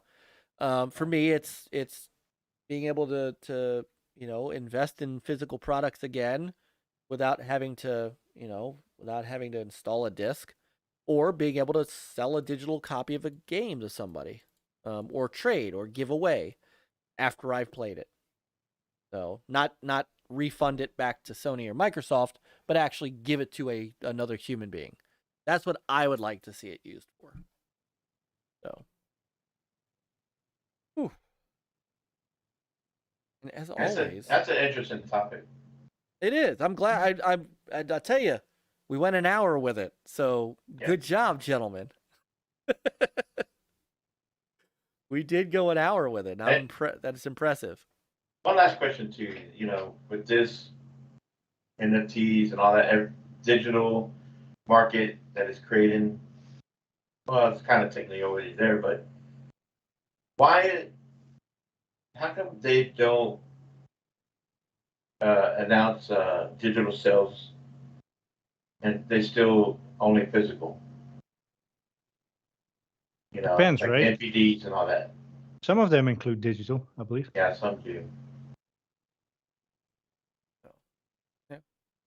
I mean, the majority are buying digital. I don't understand why. They just don't announce both. That's a great question. I wish I had an answer to that too. So, and by the way, so eating pace, great conversation here. Jeepers, fantastic topic. AssassinLupa, lots of God convos. I'm thinking you're saying good convos.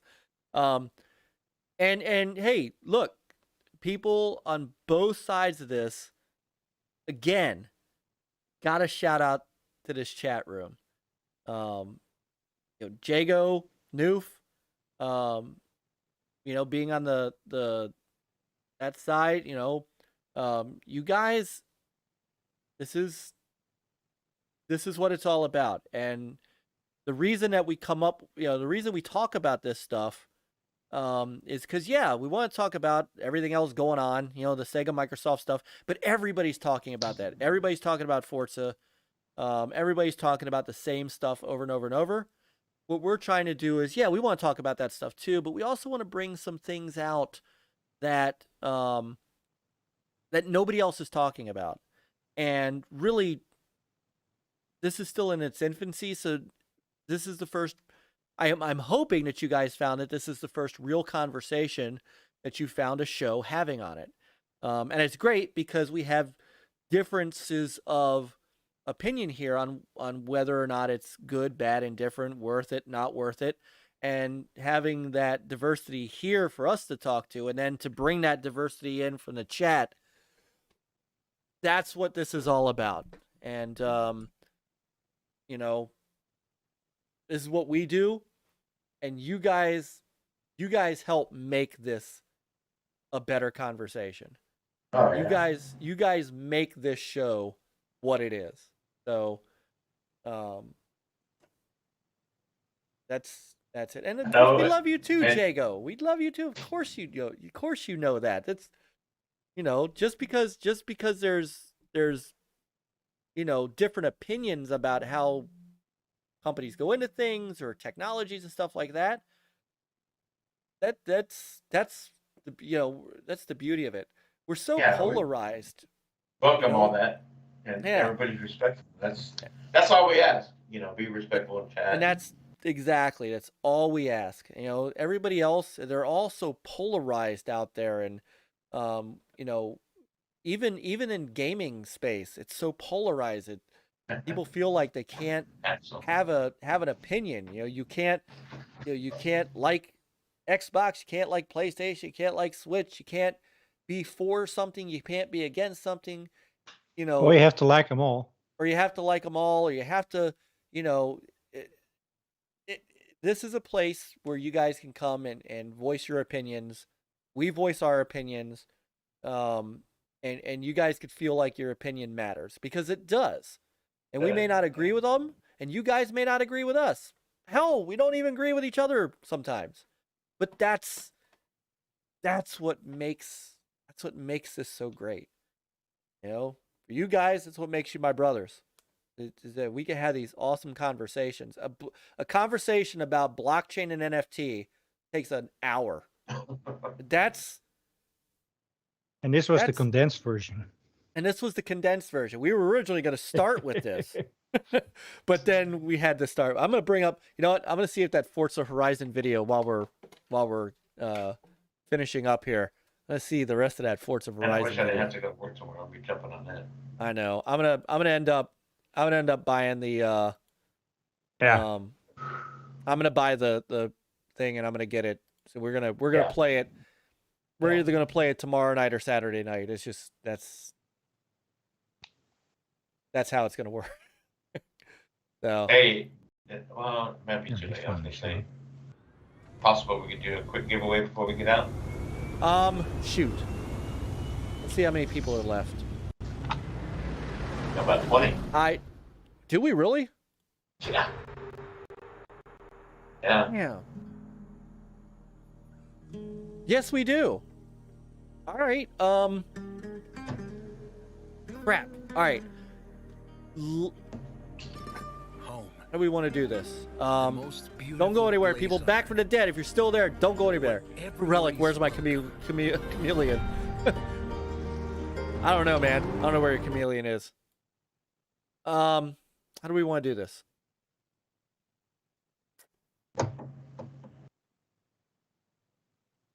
Well, you still have a list of all the members, right? What we could do is do it offline and you just make a video of your spin. Could do So you that. can go back to Yeah, the 'cause chat you and could see go back what's all and- in here. Yeah. Could do that. Okay. All right. So that's what we're going to do. Those of you who are here, we're going to do 2, right? Would you want to do 1 or 2?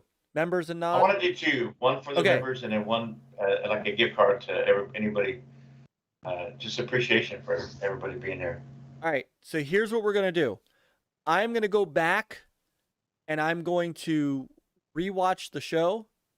And I'm going to try to get everybody who has been in here tonight. So our channel members, our friends of NLG.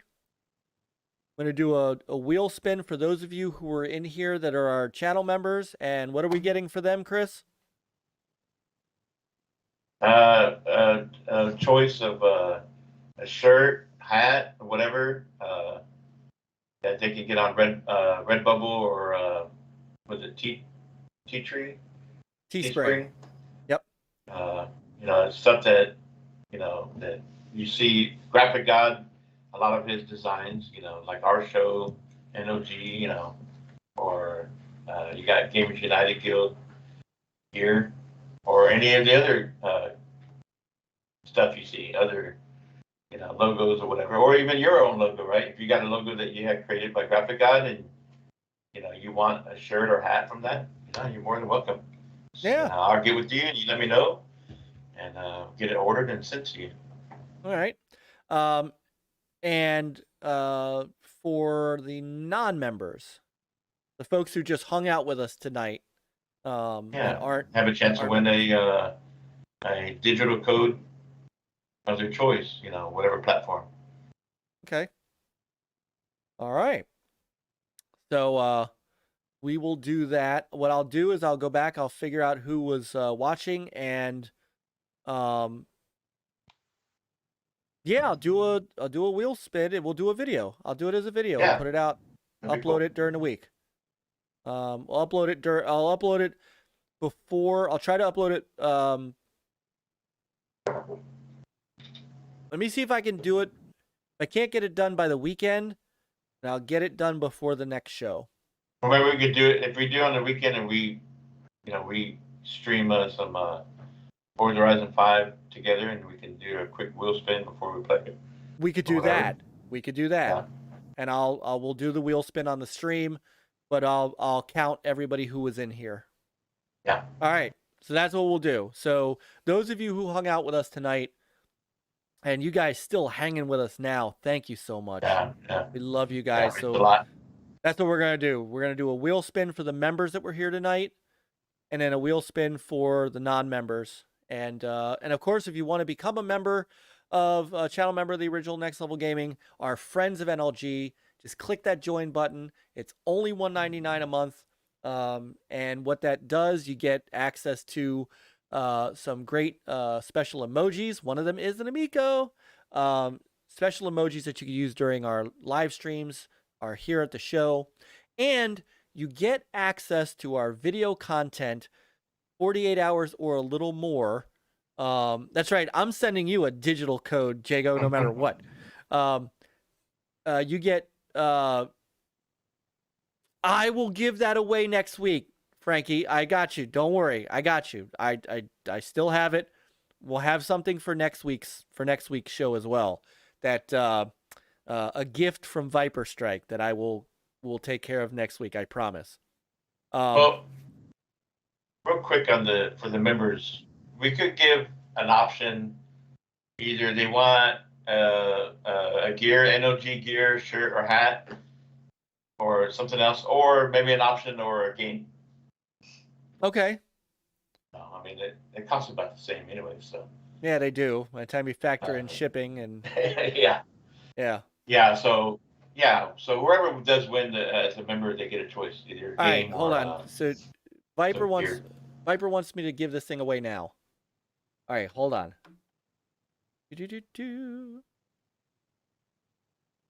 All right, so. There you go. Okay.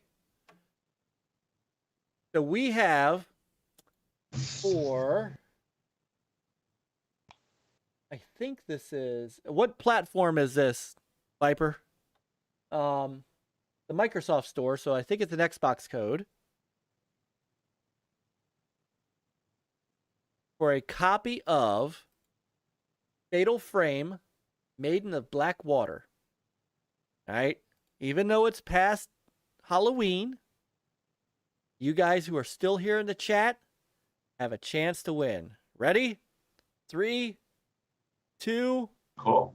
1. It's for Xbox. Here it goes. Thank you, Frankie. Thank you, Frankie. Love you, man. As I was saying as well, Friends of NLG also get access to our video content at least 48 hours in advance of everybody else.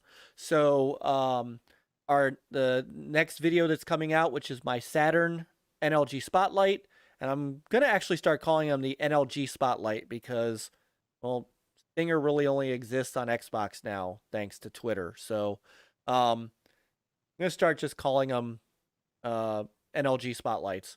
The Saturn videos, channel members will see that 2 days before everybody else. And that's just, again, between that and doing some higher level giveaways is our way of saying thank you for supporting us. Of course, doing the smaller giveaways is too. The gift cards is also our way for you non-members to also say thank you so much for being here every week, hanging out with us, being part of our family. You guys are not our viewers, you're our family.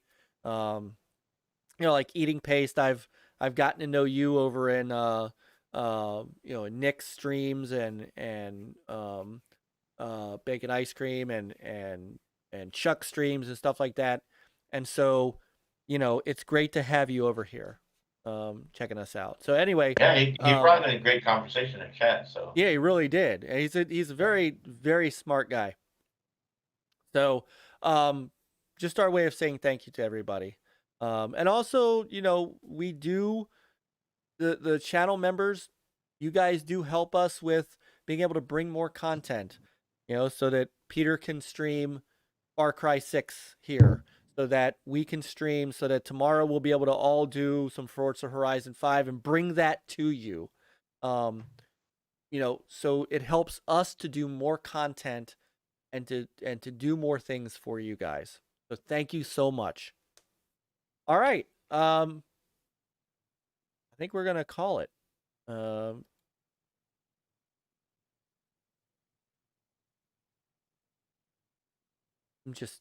can't wait to get my hands on this.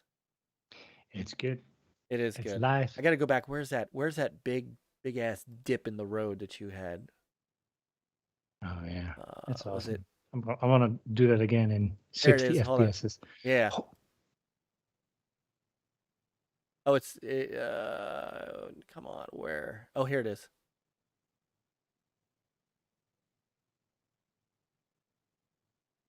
Thought I had it. Maybe it was just the replay. Yeah, I think it was the replay, yeah. Okay. So, I like this. I like these replays. I kind of miss the they have that view which is more for tracks where you have your camera positions like on the track and you see yourself driving by instead of like either circling around having a fixed point. They could do the same thing in here, really, maybe, because it's a replay, right? So it knows how you drove. But maybe your camera positions will be kind of odd, especially when you're going through the forest.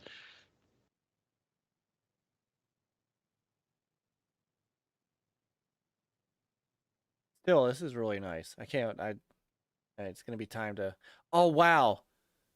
Saw the front wheel lock up as you'd made that turn. Hold on, see if it shows that turn again. Like when you made that left-hand turn, your front wheels. Yeah, Oh see yeah, it? so like, Nice. yeah, if the ABS is off. Yeah, I don't drive it ABS. should be. I have traction control though, especially on those hypercars. Yeah, it's like, I they'll be, like, never spinning like crazy. Yeah, I never Except turn when off you want to traction drift. control. But definitely ABS. You can turn that off because that's especially when you're using a handbrake. Yeah. Man, that looks so good. So.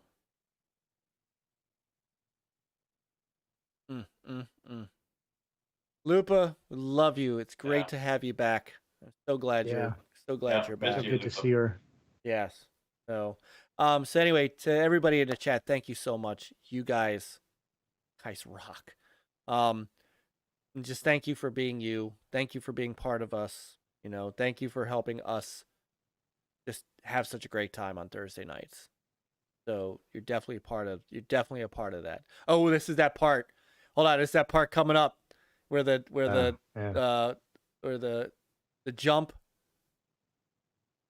and the wings. There's the glider. Yep. And then here the I go. downward. Yep. Like a roller coaster. And now you see it from behind the car. When I played it, I was like inside. Oh man. All right. Yeah. We'll pick this up. We'll pick this up tomorrow. So. Yeah. Hell yeah. Yeah. So everybody have a Forza weekend. Yeah. So thank you everybody. Don't forget to check out all of our Gamers United Guild members are all in the description below. A lot of them are in here tonight. Just great people, great, fellow positive, fun gamers, fun channels. Something for everyone, something almost every day of the week. And man, Chris, Peter? Yeah. Oh, this is great. Yeah, as always. So I'm glad I was able to I'm actually glad I was able to show this, even though I had to do it a different way. So yeah. But and so we're gonna get on out of here. Have a great weekend. Pick up a controller, get some gaming in. We'll see you next Thursday night for another NLG show at 9 o'clock. We're gonna have the level 857 crew in here. If you've never met them, they are freaking awesome. Can't wait to have them in here. And then just check us out. We're gonna have some live streams. I got videos coming. We're gonna have some fun on the channel throughout the week, and you'll see us driving. And if you see us, pop on in, say hi. Have a great night. Play on, gamers. Come on, guys. Adios, gamers. Have a good weekend.